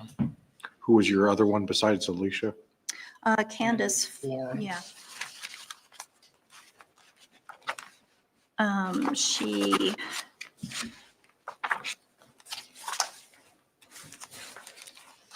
She's participated in run walks across Hendricks County. She travels. She's mom of a toddler. She's in public health and wellness. So she's an outdoors parks person here. She says that she does what she can in her community. She wants to support health, vitality, and inclusivity. If there's no further discussion, I'll make a motion. I'll make a motion that we take Nick Stefani, Jonathan Dierman, Steve Shasher, and Candace Florence for the Parks Advisory Council. Second. Okay. Julie, roll call, please. Jason Puckett, 4. Don Loudon, 4. Robert Pope, 4. Greg Zuzen, 4. Bill Holland. 4. All right, next is Fire Appeals Board. We have 1 who had not responded back. And that's an election by the council, full council again. My recommendation would be that J. Cole Ritter. I think with his background, he really stood out to me.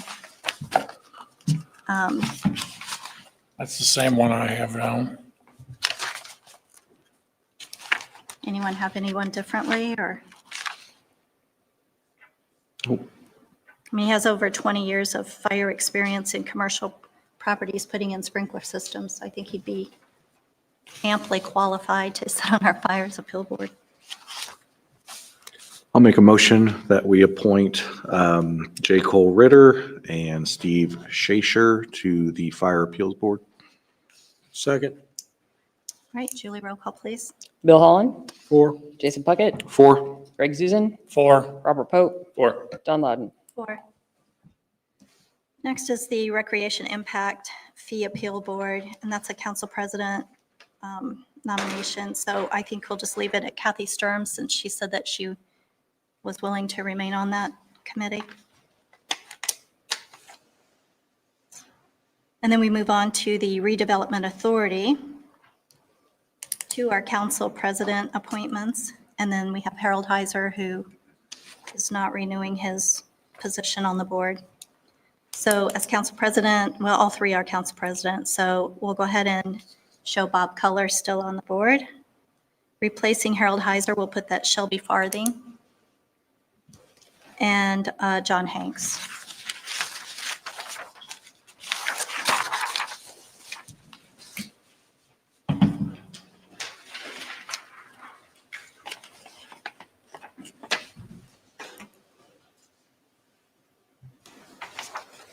We move on down to basically our liaison things, right? Or Ryan, do you want to go ahead on the tax abatement committee and name someone to replace John Taylor? Or that, I mean, that's a council thing. Do you have a recommendation?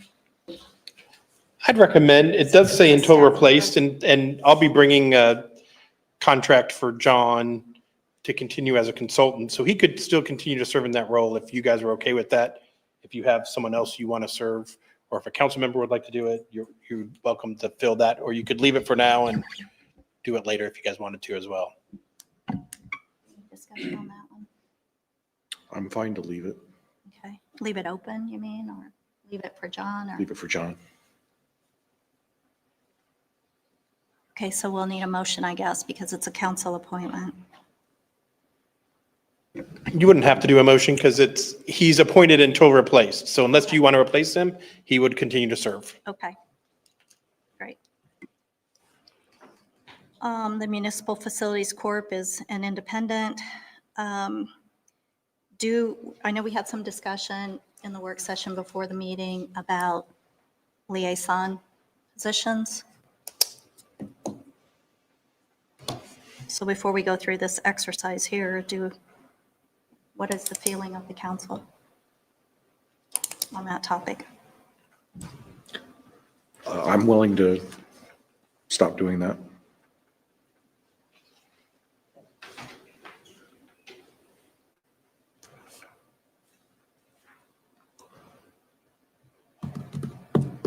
I'm fine with that as well.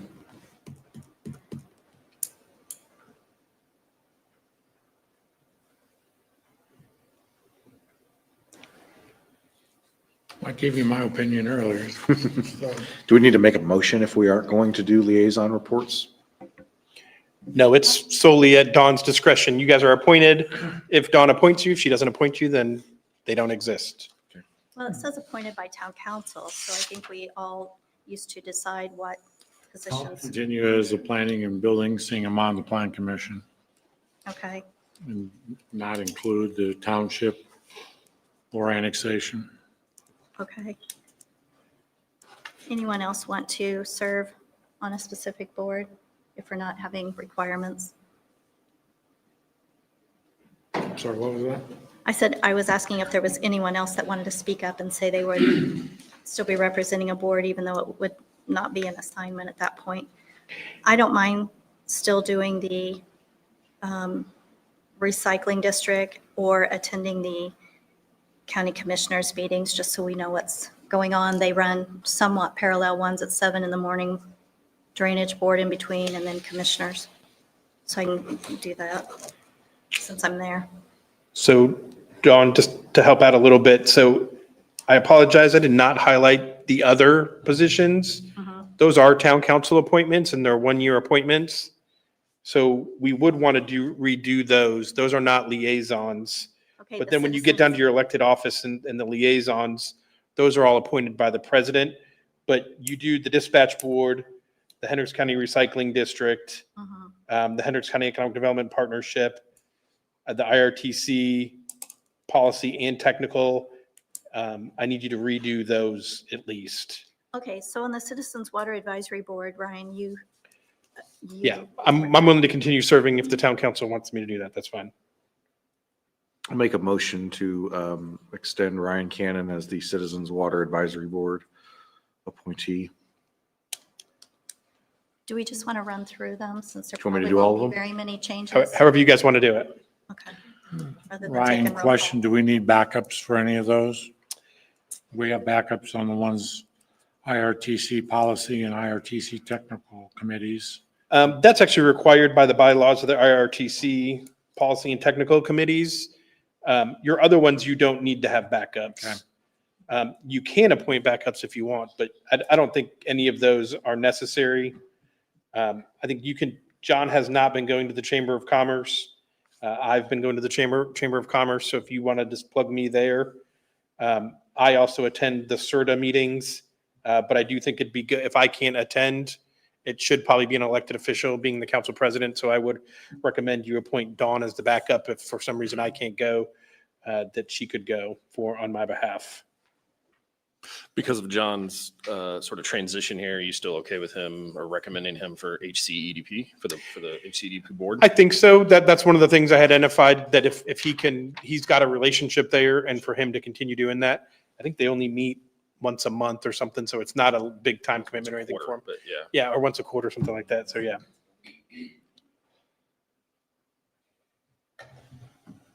I make a motion of the following, for the Citizens Water Advisory Board, to nominate Ryan Cannon, Dispatch Board to nominate me, Robert Pope, the Hendricks County Recycling District Board to nominate Don Loudon, the HCEDP Board nominate John Taylor, the IRTC Policy Committee to nominate Ryan Cannon, the IRTC Technical Committee, Steve Moore.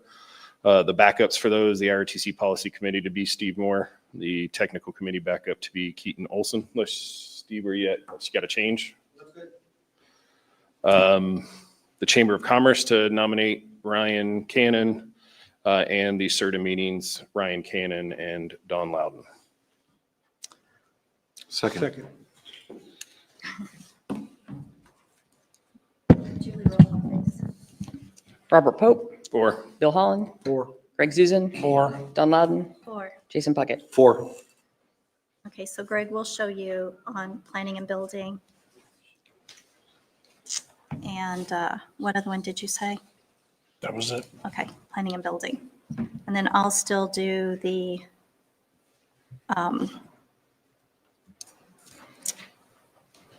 county commissioners.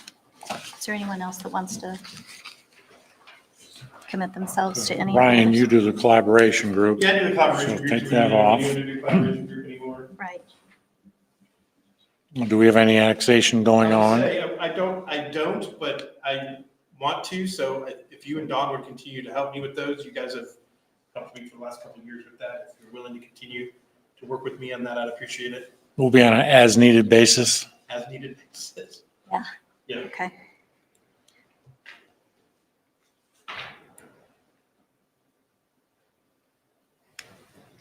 Okay, so that leaves, Steve, you've got Public Works covered for us. You'll be reporting back on that anyway, right? Yes. We have the school board, library, parks, police. I'll take over police and attend merit board meetings. Okay. So no library, no parks, no school, no WCCD?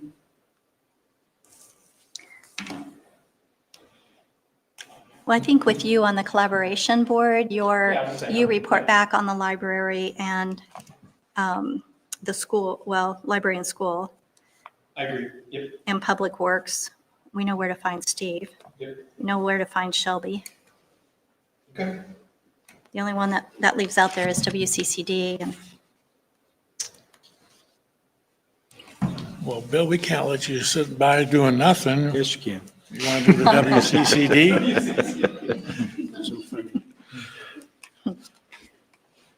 okay. It'll be soon enough. Then we have the security committee. Those are council president. I say that we, if it's okay, Robert, do you still want to be the council person on that one? Actually, not, I would recommend that the council president be that person. The items are of a secure nature. Okay. If I'm asked to fill that role, I will, but as I help spin that up, and the ethos of it, I would recommend that sits with the council president. Okay. All right. So add me to that one. So just for Julie, that would be the only change, whoever's taking those notes over there, Ryan. Yep. I got it. Continuity of operation, that's been Chief Stoops, it's been Jason Porter for the fire department, Steve Moore, Mike Tully, and then I've been on that.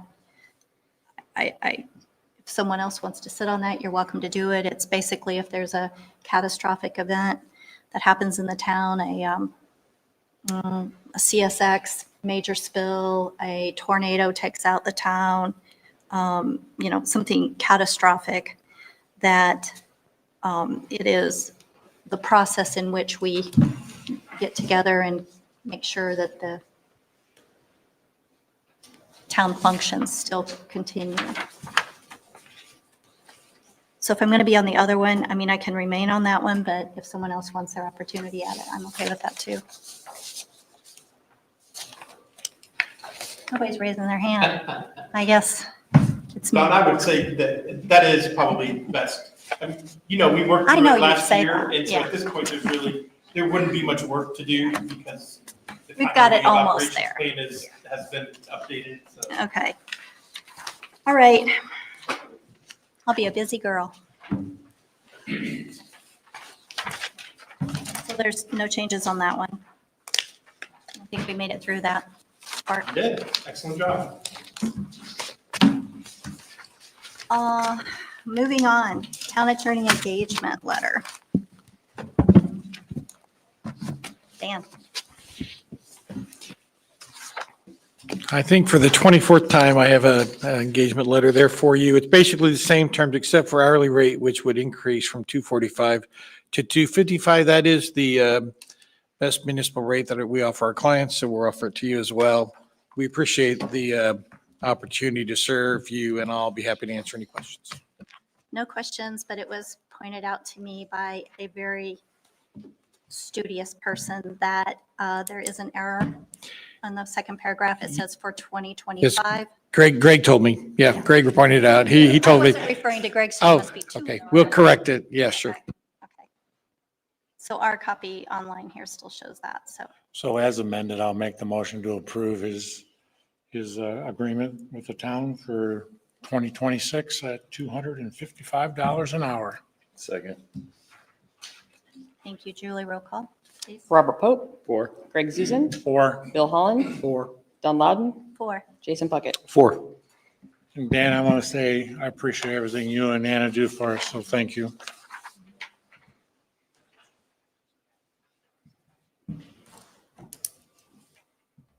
What?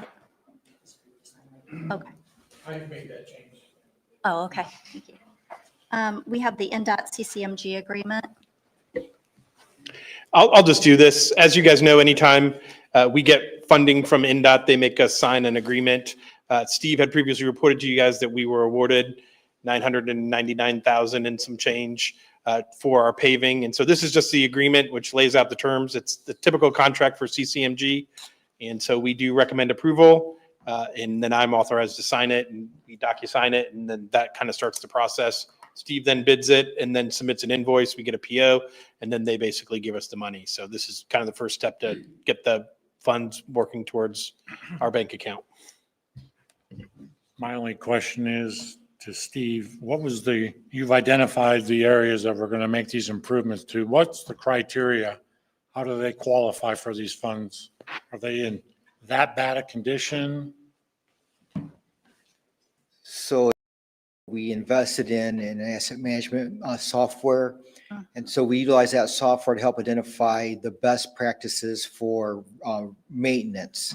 And so we do different things for maintenance. We do the crack sealing, we do the reclamite, we do thin overlays, we do reconstructions, we do skip patching. This program identifies the areas that are best served for the maintenance. We have limited dollars. It projects how much we can get done with the money that we have, but also for a fun thing, I think we showed it to you at one time. You know, if we had unlimited funds, what would we be able to do? So the software chooses it for us, and it's just based on traffic condition, and what the composition is, the age of the road, that kind of thing. So a bunch of factors. I just want to say thank you. I always say this money will not last forever, and we need to use every dollar we can that's available to us. So thank you. Okay.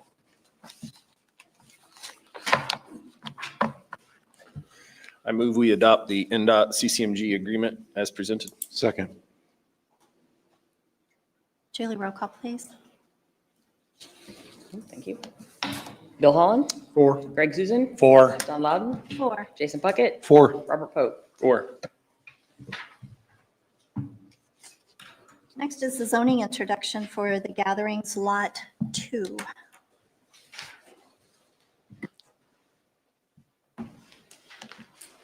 Good evening.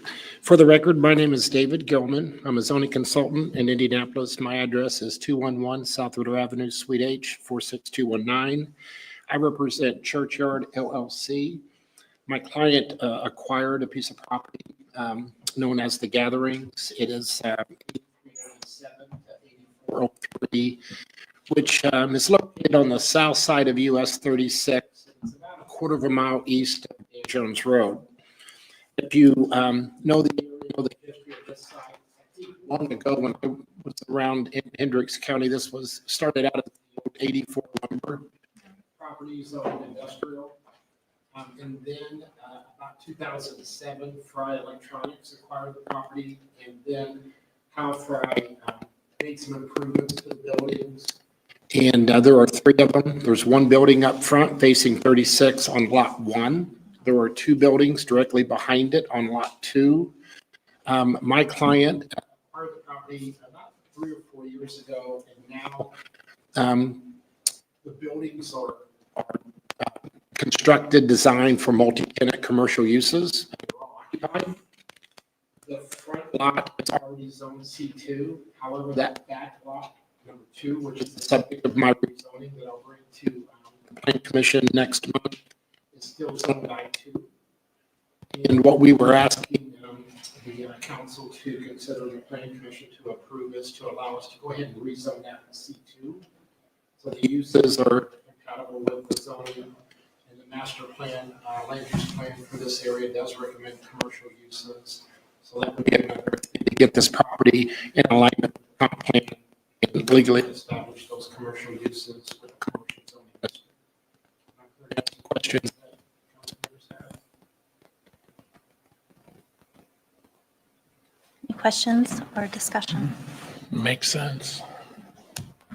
Little housekeeping. Yeah. Thank you. I make a motion when we approve ZA 25-03, the Gatherings lot. It's an introduction though. But keep that thought. You'll see me on the Plan Commission. Thank you. Thank you. Next is Resolution 2026-01, guys. Here we start again. Declaratory resolution for Project Lift, personal property. Yeah, we may take these 2 together. Really, they both kind of go together. As you guys are aware, we had previously approved a tax abatement for Reagan Logistics. And so the building has been sitting vacant for a couple of years. We are excited to welcome Heister Yale, who is going to fill that building. And so as part of our economic development package that we offered to them, we had offered so there's a couple things here, and that's why you have 2 resolutions. We had previously approved a real property tax abatement, but since no one was in there, we didn't do a personal property tax abatement. So the second resolution is for the personal property tax. The first one is for the real property tax, or vice versa. Sorry, I apologize. You can read them on the agenda. I'm just talking, so sorry. And so a couple things on the real that I wanted to mention because it may not have been clear. One of the things we did commit to, the personal property is pretty straightforward. It's a traditional abatement. They did ask for amended abatement, so that's what you'll notice in the second resolution, that it's an amending and acknowledging and affirming the economic development area for that. And so they're asking for an amended schedule on that. It is in your packets. I uploaded it. It was a little confusing in the original application because there was a request for a 10-year traditional abatement on new investment, and then they asked on the already made investment to have an amended schedule. So on the new piece that I uploaded, and when you guys see it, when it gets to the confirmatory resolution, it is actually technically like 3 abatements. So it's the personal property, it's the 70% on the amended, and then it's on the new investment. It's just a traditional 10-year abatement. And so I know Heister Yale is here, and Alexis and Kitty Culp are here from CRM, and they're going to do a little bit of an introduction for you guys as well and answer questions. Yeah, thank you. For the record, Alexis Souter, I'm a director with KSM Location Advisors, and we've had the opportunity to work with Heister Yale since early last year, right, it's 2026, as they evaluated the potential relocation of their facility that currently exists in Danville, Illinois. And throughout that process, it became very evident that Avon was going to continue to rise to the top. So much of that is due in part to the fact that there was a large facility that was vacant, and that was going to be able to be pretty easily and immediately improved and get up and running operationally for this group. Additionally, it was this particular project was more than just about picking up and coming across the state line. This is going to be a project that for Hyster-Yale Materials Handling is really going to be a flagship operation for them as it relates to how they train and serve their customer base out of this facility. In combination with the vacant facility itself, I also give props to Ryan, to John Taylor, to Hendricks County Economic Development Partnership, being very creative, being very aggressive in attracting this group through the use of economic incentives. So for that support, of course, barring your guys' approval this evening, and as we'll move to a confirming hearing in February, very much appreciated. But you don't want to hear from me. You want to hear from Tom Hashimoto, who is the Director of Parts Operation for Hyster-Yale. He and his wife have made the trip here from Danville this evening, so want to give him a little bit of time at the microphone as well, and here for any questions that you have. Thank you.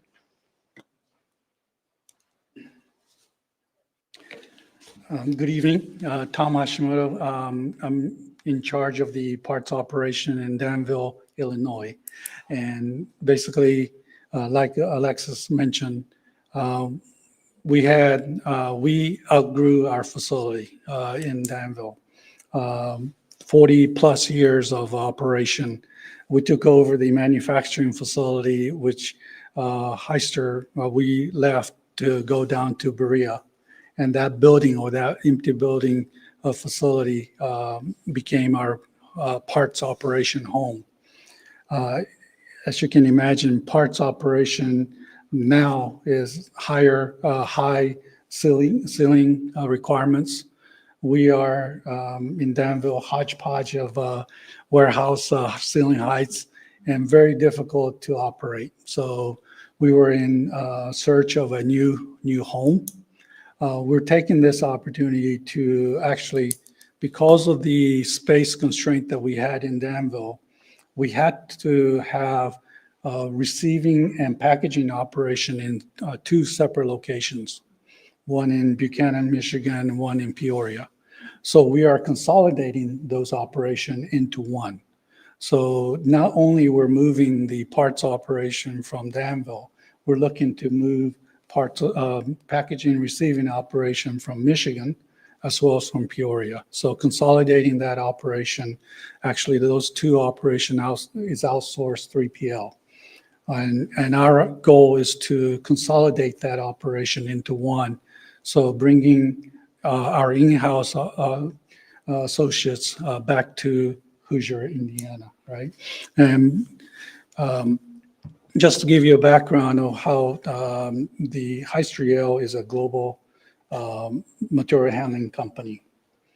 We manufacture forklift and material handling equipment throughout the world. Again, Berea, Greenville, North Carolina, one in China, Nijmegen, and as in the Netherlands and Brazil. So we have a global footprint, and the parts operation in Danville support this half of the hemisphere. Basically, we manage the North America, Central Latin America, supporting Brazil, but we do export as well. So what you will see is not only distribution parts within North America, we'll be exporting parts out to those supporting countries as well to support the parts that are needed for those operation truck in operation. So globally, so we're very excited as far as moving and consolidating the operation, improving the customer service to our dealers. And one of the critical point that I want to make is that with a parts operation and we're being a material handling company, we wanted to showcase our equipment within the parts operation. That's what we do. Lift Technologies is, we provide equipment, material handling equipment to many different types of parts operation distribution centers. And we were not able to do that in our existing building. So we're excited to showcase our equipment within the warehouse, bring in customers. So another aspect of this is to bring customers in, dealers in to this facility. We're looking to create a auditorium so that we would have a showcase presentation of our equipment to our customer, and then actually physically going out into the warehouse showcasing our equipment. So that's our plan. We're bringing in, again, 350 associates. Now, some are going to be relocating from Danville, but many, because of the 70-mile distance, will most likely have to look for a new hire here in Avon area. Matter of fact, we have started it already. So that's activity, and we are very excited. As Alexis mentioned, my wife is here. Prior to this meeting, we toured the facility, we toured the area. We've done it several times, but we're very excited to be moving to Avon and looking for a long-term relationship with all of you. Thank you. Thank you. I have a question. So when do you think you will begin occupying the space? Actually, the space itself, we are already in process of moving some of those 3PL operations. Now, granted, building is not, we're not ready for true operation yet, but we have the opportunity to start moving slow-moving parts that are not basically very slow, low-volume parts. So we have already started occupying that area. Unfortunately, we're having to use the associates from the Danville area. Some of our office staff are here on a daily basis to support the unloading of those parts. So we have started that. The true actual operation and consolidation of the operation actually started. Again, the Peoria location, we have already closed down. And some of that operation is in Danville right now, waiting for the warehouse to be ready. So that is taking place. The Buchanan, Michigan facility will transition between February and March. So we are in process of within this month looking to hire the warehouse associates first, and then beginning in Q2, Q3, we will have some of the warehouse office operation associates moving here. If they decide not to move, we'll be looking for replacement locally. The actual office is being designed and built right now working with the architect, and that's the auditorium and all that. That should be completed Q3, Q4 of this year. So our goal is to completely move into this facility within 26. Okay. So that is our goal as far as the transitional phases of this operation. Well, welcome to Avon. Thank you. Any other questions? I have a couple questions. First of all, thank you. When you build a spec building, you're excited to build a spec building, but you don't know who's going to be in it. And then you come along, Heister Yale, and it's like, wow. Yeah.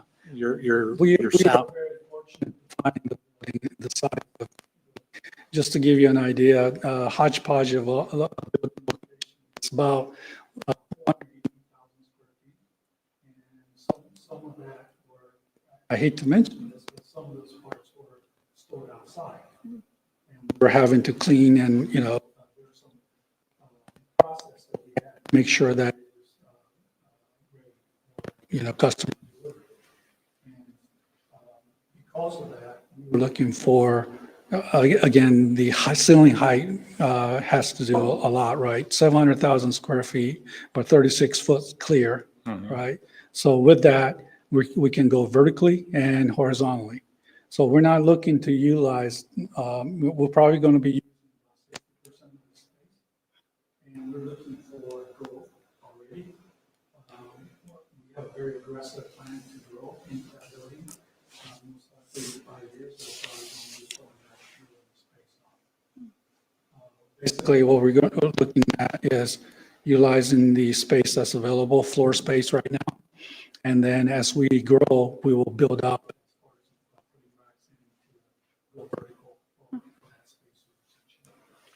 Well, and if you would let your employees know, they're welcome here in Avon as well. So anybody that wants to come with you, we'll do whatever we can to assist.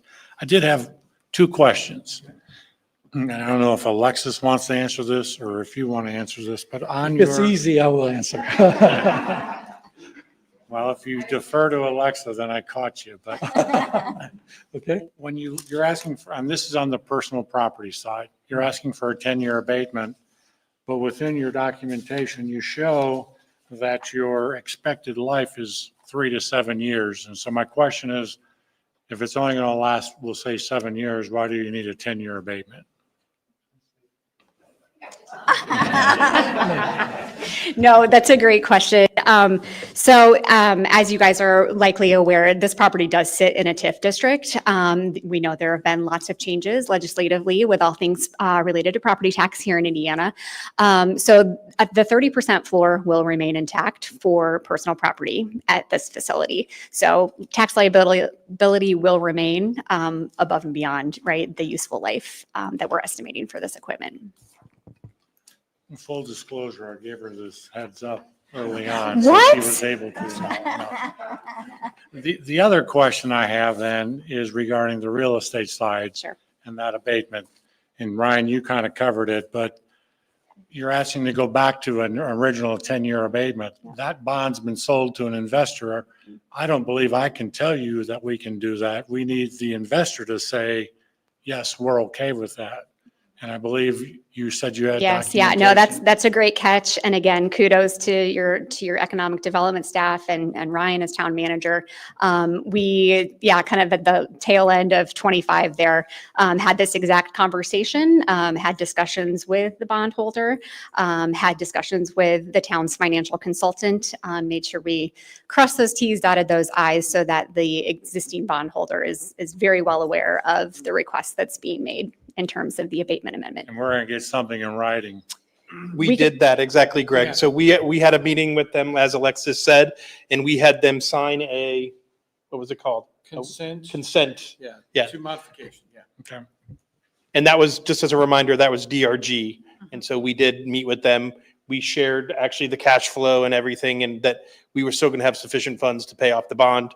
And so DRG said they had no objection to it and signed the document for us. Those are my only questions. And Heather James Great helped us questions. as well, yeah. Okay. I do like to make one more comment. Our commitment to here, location, Avon. Not only we were looking for a long-term lease agreement with the landlord, right? And our intent is to stay. Our goal, again, when we were going through the search for this facility, we're not looking for a short-term type of investment, right? So that's another reason we were looking for a growth opportunity. Not only we have room to grow within the facility, but we were looking to lock in a long-term. So that is our commitment.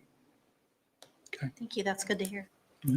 I think it's important to, we always look, when we do our economic development, we want to be unique. We want to be different. We don't want to be like our neighbors. And so you complement what we're trying to do, and hopefully we can complement what you're trying to do. Appreciate that. So thank you. Thank you. Thank you.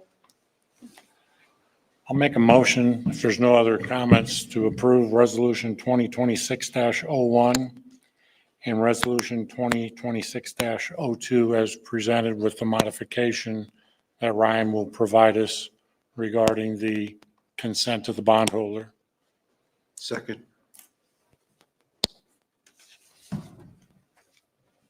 Is there anything? Yeah. Julie, roll call, please. Robert Pope, Just for clarification, this motion is for both 2026-01 and 2026-02. Yes. 4. Jason Puckett, 4. Don Loudon, 4. Bill Holland, 4. Greg Zuzen. 4. Right, final reading of ordinance 2025-36, adopting the amended internal controls Hey, policy. can we, remember Jason made the motion to add 2026-03. So could we do that resolution first before we move on to the ordinance? Let's do that. That is the, Yeah, this is the ordinance, resolution 2026-03, authorizing the rebuttal and request to reconsider petition to appeal for an increase above the maximum levy. So as we discussed in our work session, the DLGF denied our growth levy appeal, even though we met the criteria. And so we've met with our financial advisors, we've consulted our legal team, and we believe the best path forward is to provide a rebuttal and a request for them to reconsider. We've slightly modified that request. Our original request was $825,000. We've reduced that to $505,000, and we're going to provide them some additional information in hopes that they will actually reconsider their position and affirm that. And we are rejecting the 1782 that they provided. And so we will reject that and submit this rebuttal and reconsideration, and then we'll see what happens from there. I'm happy to answer any questions. I think the discussion pretty well took place in the work session, so. I make a motion that we approve Resolution 2026-03, authorizing rebuttal and request to consider petition to appeal for an increase above the maximum levy as presented. I'll second. Roll call, please. Bill Holland, 4. Don Loudon, 4. Jason Puckett, 4. Greg Zuzen, 4. Robert Pope. 4. Okay, going back to the final reading for ordinance 2025-36, adopting the amended internal controls. Yes, this ordinance would make 2 amendments to your internal controls policy. The first would be to provide regulation for a by money fund, which of course you will see an ordinance later if there is such a fund created, but to the extent there is, this would establish the internal controls for the use of that and those funds. And then secondly, it would also adopt internal controls that would deal with funds from projects financed by bonds. So this is would be in response to new guidance of the State Board of Accounts on oversight of those use of those funds to make sure they're used properly. This internal control would be applicable to not only yourselves, but also all of your boards and commissions. This is second reading, and I'll be happy to answer any questions. Discussion, questions? I move we adopt ordinance 2025-36, adopting amended internal controls policy as presented. Second. Julie, roll call, please. Greg Zuzen, 4. Bill Holland, 4. Robert Pope, 4. Jason Puckett, 4. Don Loudon. 4. Legal counsel report, Dan.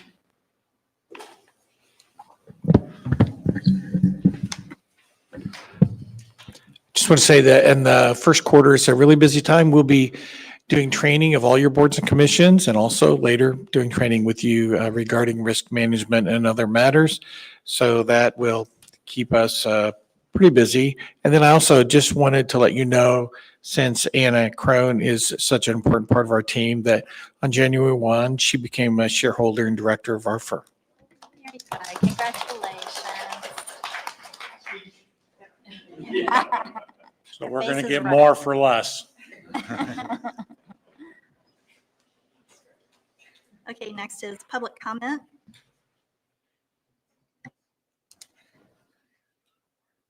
Nobody. All right, next is council comment.